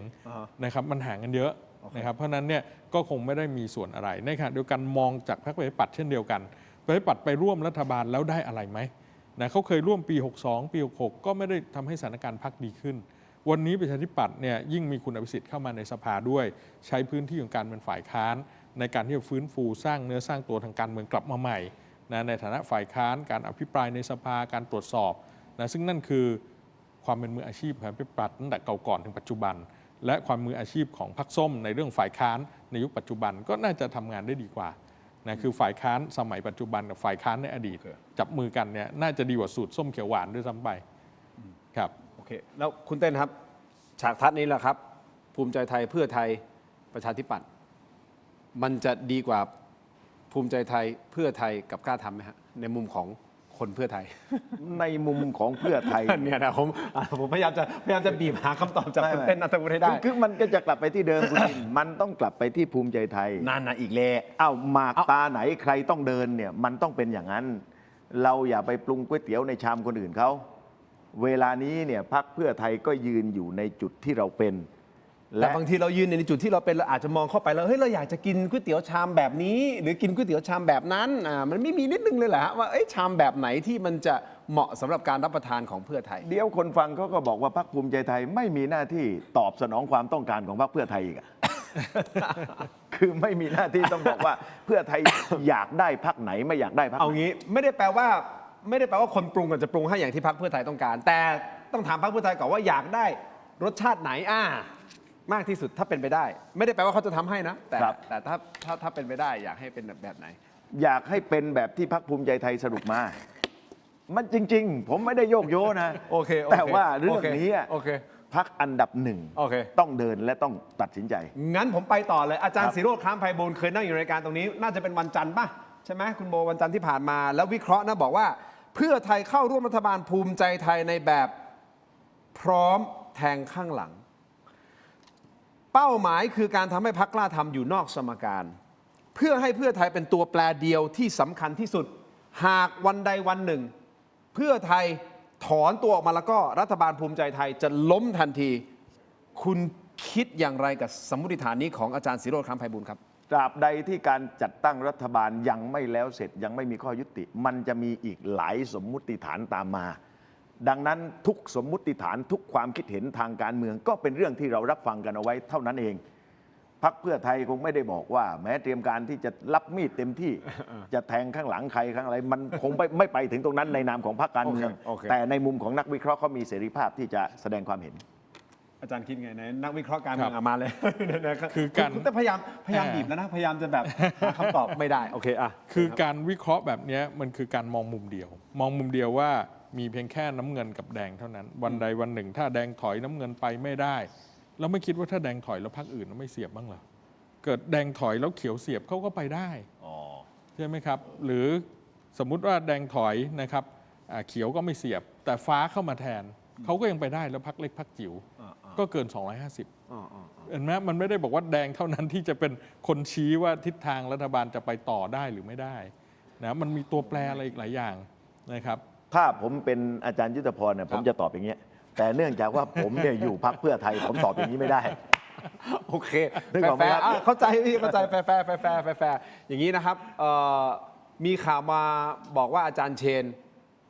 จะไม่รับตำแหน่งอะไรเรื่องจริงข้อเท็จจริงเป็นไงฮะ ยังไม่ได้มีการ ไม่มี หารือกันเลยครับผมคือผมก็คุยกับอาจารย์เชนเป็นระยะหลังการเลือกตั้ง ฮะ แต่ว่ายังไม่ได้มีประเด็นนี้ก็อย่างที่บอกว่ายังไม่ทราบว่าตกลงแล้วเนี่ยจะมีพรรคร่วมรัฐบาลกี่พรรคและพรรคใดจะได้ดูแลงานกระทรวงไหนบ้างนะครับมันต้องเห็นเนื้องานก่อน มันต้องเห็นข้อสรุปของการตั้งรัฐบาลก่อน แล้วหลังจากนั้นค่อยไปดูตัวคน ใจผมมาถามกี่หนผมก็จะตอบว่า ผมอยากให้อาจารย์เชนเป็นนายก จริง ๆ แล้วคราวหน้า ถ้ามีการเลือกตั้งจะอีกกี่ปีต่อไปก็ตามเถิดผมเชื่อว่าอาจารย์เชนจะเป็นแคนดิเดตนายกที่น่าสนใจมาก เพียงแต่ว่านาทีนี้จะเป็นรัฐมนตรีหรือไม่เนี่ยมันก็ต้องดูว่าเนื้องานเนี่ยมันเข้าศักยภาพไหมเนื้องานมันโชว์ของโชว์งานโชว์วิสัยทัศน์โชว์ความสามารถได้มากน้อยแค่ไหนคือถ้ามันโชว์ได้นะผมก็คิดว่าควรทำแต่ถ้าหากว่าหน่วยงานที่เอามากำกับดูแลเนี่ยมันไม่เข้ากับศักยภาพของตัวอาจารย์เชนเนี่ยก็ต้องหาวิธีในการแสดงศักยภาพแบบอื่นเพิ่มความเชื่อมั่นให้กับผู้คน และพร้อมที่จะเป็นอีกหนึ่งตัวเลือกสำคัญในอนาคตคือผมสัมผัสกับอาจารย์เชนในตลอดช่วงเวลาของการหาเสียงผมว่ามีของแล้วที่แสดงออกมาในเวทีหาเสียงเวทีดีเบตสัมภาษณ์อะไรต่างๆเนี่ยยังเป็นเพียงแค่ส่วนเดียวยังมีอีกเยอะเลยในตัวของชายคนนี้ที่เป็นโอกาสของประเทศครับผมอย่างนี้นะฮะจำนวนกระทรวงที่พรรคเพื่อไทยจะได้รับนี่คือรายงานข่าวเข้ามานะเท็จจริงยังไม่รู้นะครับตามสูตรการจัดตั้งรัฐบาลที่คำนวณจากสสทั้งหมด74ที่ ใช่ ก็ไหมครับที่นั่งของพรรคเพื่อไทย บางกระแสก็ระบุว่าโผเบื้องต้นอยู่ที่5 คน 6ตำแหน่งนั่นหมายความว่าอาจจะมีการควบตำแหน่งรองนายกรัฐมนตรีหรือเป็นสูตร4+4ก็คือ4รัฐมนตรีว่าการ4รัฐมนตรีช่วยรายชื่อกระทรวงที่พรรคเพื่อไทยนะครับมีลุ้นนะไม่ได้บอกว่ามีว่ายืนยันนะมีลุ้นก็คือกระทรวงเกษตรและสหกรณ์ซึ่งเดิมทีแน่นอนเป็นของพรรคกล้าทำและภูมิใจไทยก็ดูเหมือนว่าไม่ปล่อยให้พรรคกล้าทำนะฮะได้กระทรวงนี้ 2. กระทรวงศึกษาธิการ 3. กระทรวงอุตสาหกรรม 4. กระทรวงแรงงานนี่เขาเป็นกระแสข่าวครับมีความเป็นไปได้รับทราบครับ อาจารย์วิเคราะห์หน่อย คือวันนี้เนี่ยถ้ากระแสข่าวแบบนี้นะมันก็เท่ากับว่าเป็นโควต้าสัดส่วน10 สสต่อ1รัฐมนตรีถูกก็จะมีกล้าทำ ก็ต้องมีกล้าทำอยู่ในสมการ แล้วถ้าสมมติเกิดมาอยู่กระทรวงเกษตรมาอยู่ที่เพื่อไทยจริงๆนั่นหมายความว่ากล้าทำก็ไม่มีกระทรวงเกษตรก็ไม่มีกระทรวงเกษตรอาจารย์ประธานโทษนะฮะอันนี้ในมุมวิเคราะห์ในเชิงสมการ ตัวเลข ของครม.นะผมมีข้อสังเกตแบบนี้คือผมคิดว่าสูตรที่เอามาคำนวณกันเนี่ยไม่น่าจะมาจากฐาน 36 มันน่าจะมาจากฐาน 32 ทำไมเหตุผลเพราะว่าในครม.มี36 คนเป็นนายกสักคนหนึ่งแล้วเก้าอี้3รัฐมนตรีเนี่ยคนนอกมันไม่เกี่ยวกับการคำนวณนึกออกไหมฮะคุณสุภจีคุณศรีหศักดิ์คุณเอกนิติเนี่ยไม่ใช่10:1 9:1 8:1ไม่ใช่อันนั้นวันบายวันคือเข้ามาเป็นแพ็กเกจดังนั้นมันจะเหลือตำแหน่งรัฐมนตรีอีก32ที่นั่งเท่านั้นส่วนจะคำนวณด้วยสูตรไหนก็แล้วแต่เขาจะตกลงกันนี่น่าคิดนะวิเคราะห์อาจารย์คิดไงกับประเด็นก็เป็นไปได้ก็ขึ้นอยู่ว่ารัฐมนตรีคนนอกเหล่านี้จะถูกรวมอยู่ในโควต้าของภูมิใจไทยไหมหรือว่าแยกส่วนออกไปถ้ารวมโควต้าภูมิใจไทยก็ต้องเป็น10:1ถ้าแยกส่วนก็อาจจะไม่ถึง10:1นะแล้วก็นอกจาก3ท่านเนี่ยผมว่าอาจจะมีอีกบางกระทรวงที่อาจจะเป็นคนนอกนะเช่นกระทรวงกลาโหมกระทรวงพลังงาน ต่างๆ เหล่านี้ก็มีโอกาสเป็นคนนอกได้เหมือนกัน อืม คือวันเนี้ยถ้าให้เดาใจภูมิใจไทยนะ อืม ผมว่าเขาอยากเก็บเธอเอาไว้ทั้งสองคน เก็บ คือ ไว้ทั้งสอง อยากจะมีทั้งแดงทั้งเขียว แต่เขียวเนี่ยก็ยังลังเลอยู่ว่าจะยังไงดี เพราะเงื่อนไขมันเยอะไง กลัวอะไรดีกว่าอาจารย์ เขา แบบ กลัวคุณ ต ธ ง ร ๆ รม เลย นัฐเท่านั้นนะเขากลัวคุณธรรมนัฐ กลัวเรื่องอะไร กลัวว่า เรื่องโดนร้อง ถ้าคุณธรรมนัฐบอกว่าต้องการขอตำแหน่งรัฐมนตรีด้วย อ๋อ มันจะติดประเด็นเรื่องข้อกฎหมายอะไร อ้าวแต่ อะไร แต่คุณ ต่างๆ ไผ่ลิกก็บอกแล้วนี่ก็บอกว่า ว่า ไม่เราไม่ได้จะมี ก็เนี่ย ตำรอง มันทุกอย่าง อะไรก็แล้วแต่ เดี๋ยวมันจะค่อยๆ คลี่คลายไงถ้าไปถึงจุดหนึ่งที่คุยกันได้ว่าเอาละไม่เป็นไรคุณธรรมนัฐขอบายก่อนรอบนี้ให้ท่านอื่นในพักว่านไป และอีกโจทย์หนึ่งเนี่ยผมก็เห็นตรงพี่เต้นที่บอกว่าเอาเข้าจริงเนี่ยก็ต้องถามคนในพักไม่น้อยเหมือนกันนะว่าคนในพักทิศทางว่ายังไงนะครับเพราะอย่าลืมว่าพรรคการเมืองนั้นก็ต้องอยู่ได้ด้วยฐานของคนในพักด้วย ไม่ใช่เฉพาะแกนนำอย่างเดียวนะก็เมื่อวานคุณธรรมนัฐเองก็บอกว่าเอาถามคุณธรรมนัฐไม่ถามคนยืนข้างหลังบ้างเลยเนี่ยยืนกันอยู่หลายคนเยอะแยะเนี่ยเขาก็ต้องมีส่วนในการตัดสินใจนะครับเพราะฉะนั้นเนี่ยคนในพักเองก็อยากจะร่วมรัฐบาลด้วยเหมือนกัน แต่ก็อาจจะติดเงื่อนไขเหล่านี้อยู่ที่ภูมิใจไทยก็อาจจะไม่ต้องการจะให้คุณธรรมนัฐได้รับตำแหน่งนะแต่คุณธรรมนัฐเองก็ต้องบอกว่าก็เป็นผู้มีบารมีในพรรคถ้าไม่รับตำแหน่งโอเคไหมล่ะเนี่ยสิ่งเหล่านี้มันต้องใช้เวลาในการจูนไปมา ซึ่งผมว่าประมาณ2 สัปดาห์ทุกอย่างก็จบ เรายังมีเวลาอยู่ ยังมีเวลาครับมีเวลาอีกเยอะถ้าตามไทม์ไลน์นะตามไทม์ไลน์ในแง่ของข้อกฎหมายเนี่ยกว่ากกตจะรับรองได้ถ้าใช้เต็มแม็กซ์นะครับนั่นคือ60 วันนะก็ตกประมาณต้นเดือนเมษายนนะครับแล้วไหนจะต้องมีการเปิดสมัยประชุมครั้งแรกนะเลือกประธานสภารองประธานสภาเลือกนายกเสนอคณะรัฐมนตรีต่างๆนำเข้าถวายสัตย์ปฏิญาณแล้วก็มีการแถลงนโยบายต่อรัฐสภา ซึ่งนั่นปักธงได้เลยมิถุนายน 2569 ครับกว่าเราจะได้เห็นหน้าตาของรัฐบาลชุดใหม่ และเข้าทำหน้าที่ได้ เรานั่นแหละ ครับเราๆนะครับมิถุนายน 69 ครับ อีกเกือบครึ่งปีครับ กระบวนการขั้นตอนเหล่านี้เพราะยังมีเว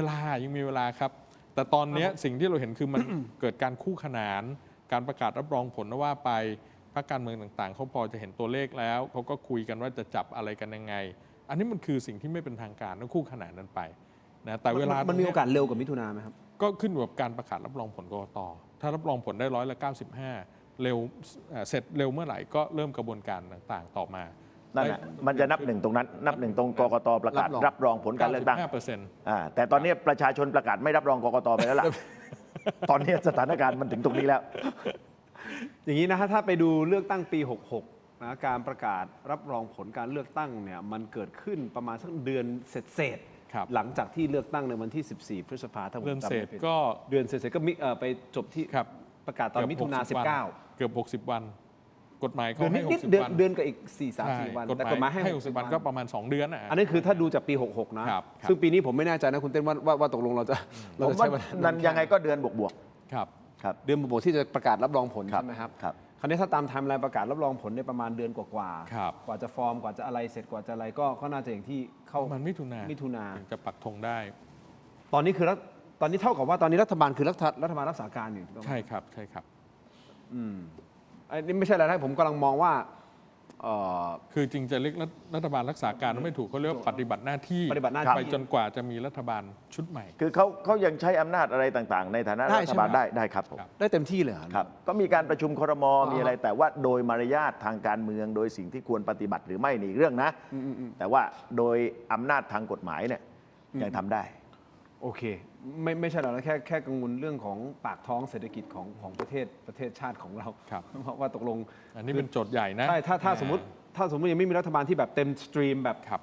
ออกมาแบบชัดเจนทั้งหมดแล้วเนี่ยแล้วการเดินหน้าของประเทศเราจะไปยังไง GDP ของเราใช่ไหมถึงแม้ว่าปีที่แล้วก็เป็นแนวโน้มที่ดีเนาะมันจบที่ประมาณ2 จุดนิดๆนะ2 จุดนิดๆแต่ว่าเราต้องการสูงกว่านั้นอ่ะถูกต้องไหมครับการท่องเที่ยวจะว่ายังไง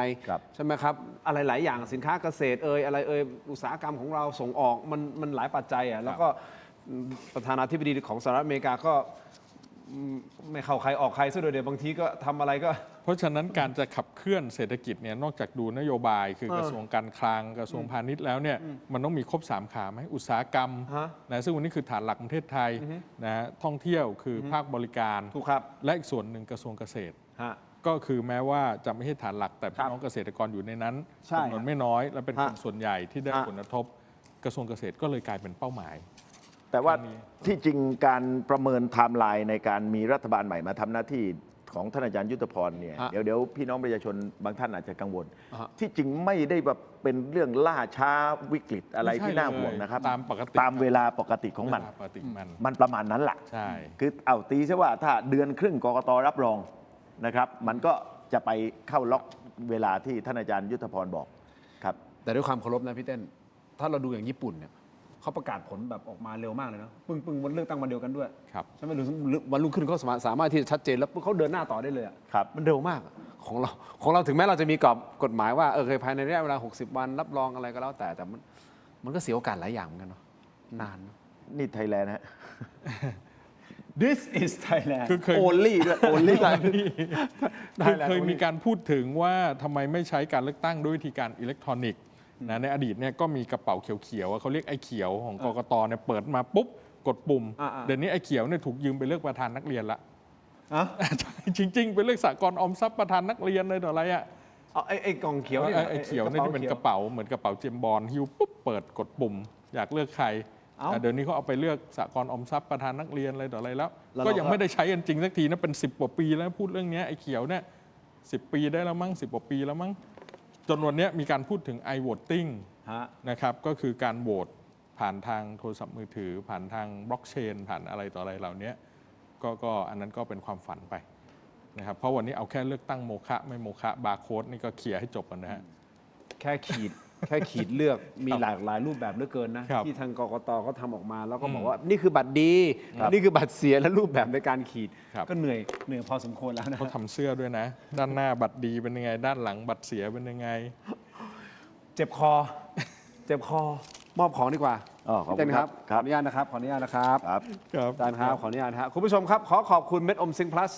ผลิตภัณฑ์ไมบาซินจากเกรเตอร์ฟาร์มานะครับมี 3 สูตรที่มีคุณประโยชน์จากวิตามินหลากหลายชนิดครับเม็ดอมซิงพลัสวิตามินซีและ CoQ10 กลิ่นองุ่นมะนาวเม็ดอมซิงพลัสลูทีนและบิลเบอรี่กลิ่นแบล็คเคอร์เรนต์เม็ดอมซิงพลัสเบต้ากลูแคนกลิ่นสตรอเบอรี่นะครับซิงค์มีส่วนช่วยในการทำหน้าที่ของระบบภูมิคุ้มกันและกระบวนการต่อต้านอนุมูลอิสระ ถ้าเจ็บคอไอหรืออยากเสริมภูมิคุ้มกันนะครับเลือกไมบาซินจากเกรเตอร์ฟาร์มาหาซื้อได้ที่ร้านสะดวกซื้อซูเปอร์มาร์เก็ตและร้านขายยาทั่วประเทศนะครับไมบาซินจากเกรเตอร์ฟาร์มาก้าวสู่ 60 ปีอย่างยั่งยืนมั่นคงและยั่งยืนครับ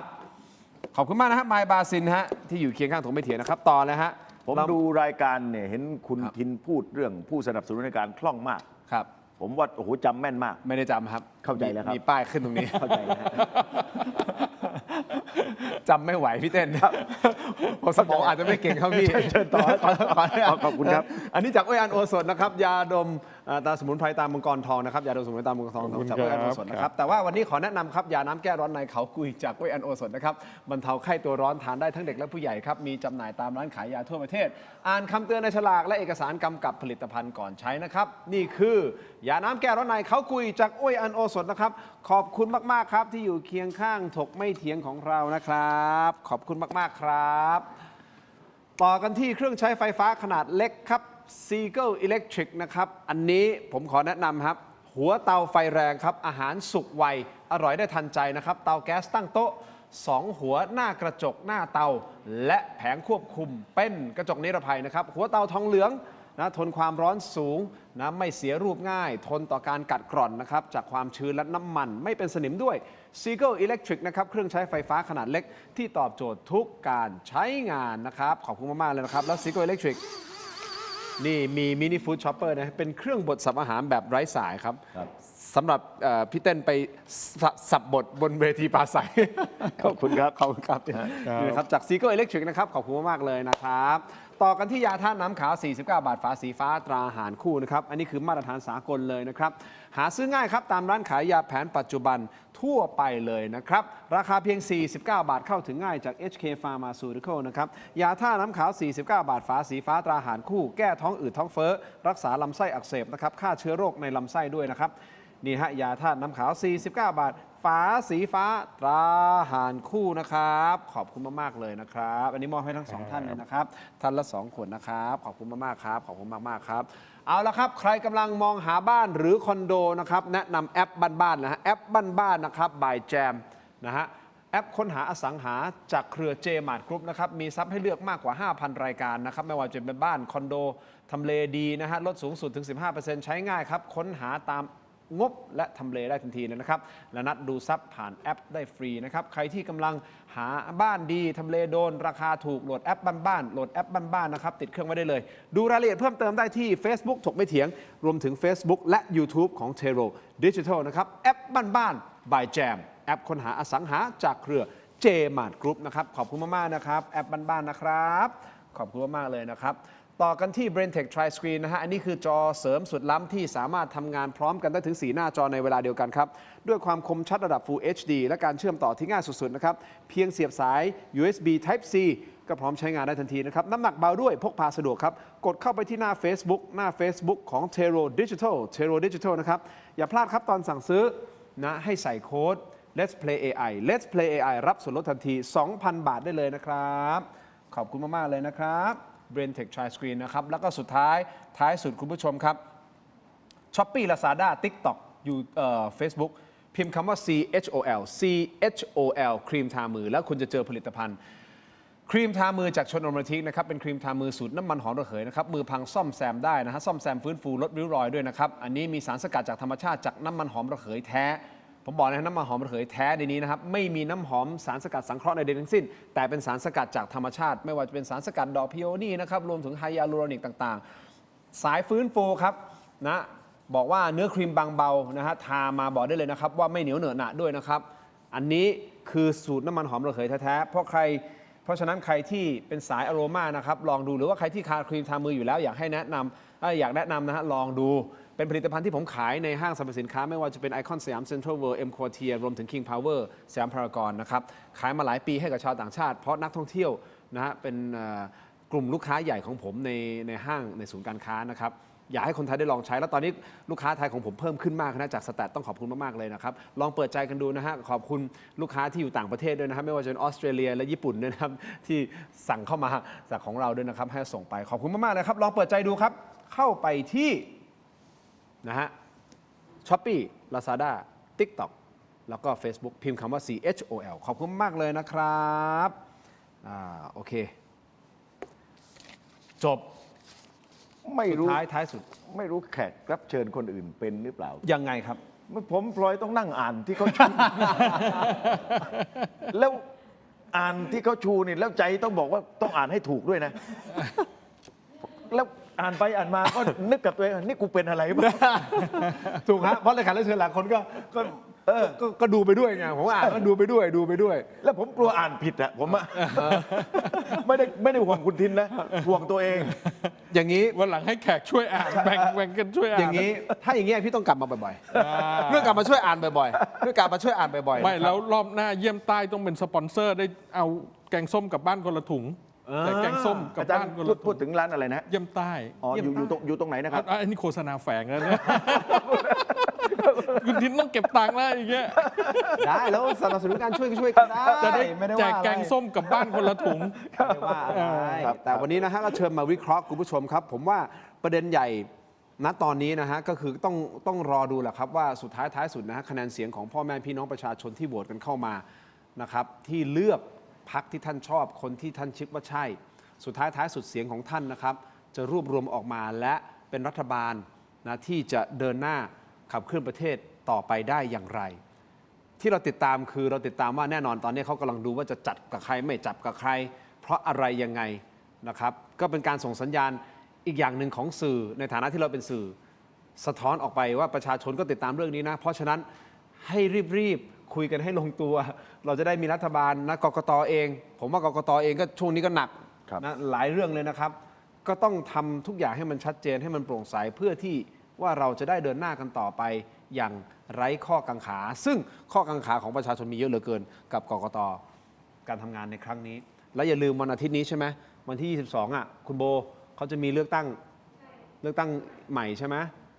ก็ต้องติดตามนะครับเพราะการนับคะแนนใหม่ก็มีมิติของการเอามือปิด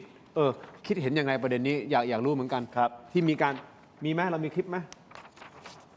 26ค่ะก็นี่แหละที่ผมบอกว่ากกต.จัดการเลือกตั้งโดยลับๆล่อ คือจะไปปิดทำไมก็ในเมื่อเขารู้กันทั้งบ้านทั้งเมืองแล้วว่า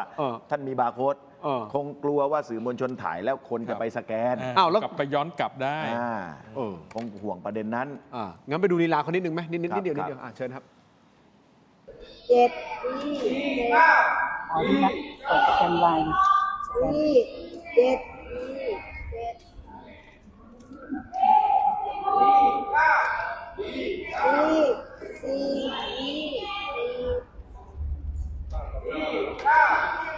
ว่ายากมากครับเงียบมากในช่วงนี้อันนี้เขาไม่ได้ปิดใช่ไหมอ๋อเขาปิด QR อันนี้บัตรสีเขียวเป็น QR ครับ ใช่ไหมบัตรสีเขียวเป็น QR อันนี้QR code จะอยู่ขวาล่างมั้งใช่ไหมอันนี้ของบัตรสีเขียวเป็น ถ้าบัตรเขียวเนี่ย QR code มันอยู่มุมด้าน อยู่มุมนี้อยู่มุมซ้าย ตำแหน่งนั้นแหละ สีชมพูเนี่ยไอ้บาร์โค้ดอยู่ตรงก บา ลาง ร์โค้ดอยู่ตรงกลาง ครับ นะครับ มันไม่มีกฎให้ อาจารย์ ครับ มันไม่มีกฎให้ปิดนะครับ รอดู สุดท้ายท้ายสุดคุณโบมีประเด็นอะไรเพิ่มเติมไหมไม่มีแล้วนะโอเคนะครับขอบคุณครับกลับมาคุณผู้ชมครับที่โหวตกันเข้ามาดูกันหน่อยนะครับคุณคิดว่าธรรมนัสจะได้คุมกระทรวงเกษตรหรือไม่นะครับไปดูคะแนนกันหน่อยได้ 28%ไม่ได้อยู่ที่ 62%ไม่แน่ใจอยู่ที่ 10%สุดท้ายสุดอย่างที่คุณณัฐวุฒิคาดการณ์ว่าสัปดาห์หน้าน่าจะมีความชัดเจน ครับ น่าจะลงตัว คิดว่างั้น แล้วถ้าลงตัวเมื่อไหร่เรียนเชิญท่านอีกครั้งหนึ่งนะฮะ ครับยินดีครับ ในนามของพรรคเพื่อไทยอาจารย์ด้วยนะครับ ครับ วันนี้ขอบคุณทั้งสองท่านมากครับ ขอบคุณครับ สวัสดีครับ ขอบคุณครับ สวัสดีครับ ขอบคุณคุณผู้ชมที่ติดตามนะครับ ทั้งหมดนี้คือถกไม่เถียงครับ ลาไปก่อนครับ สวัสดีครับ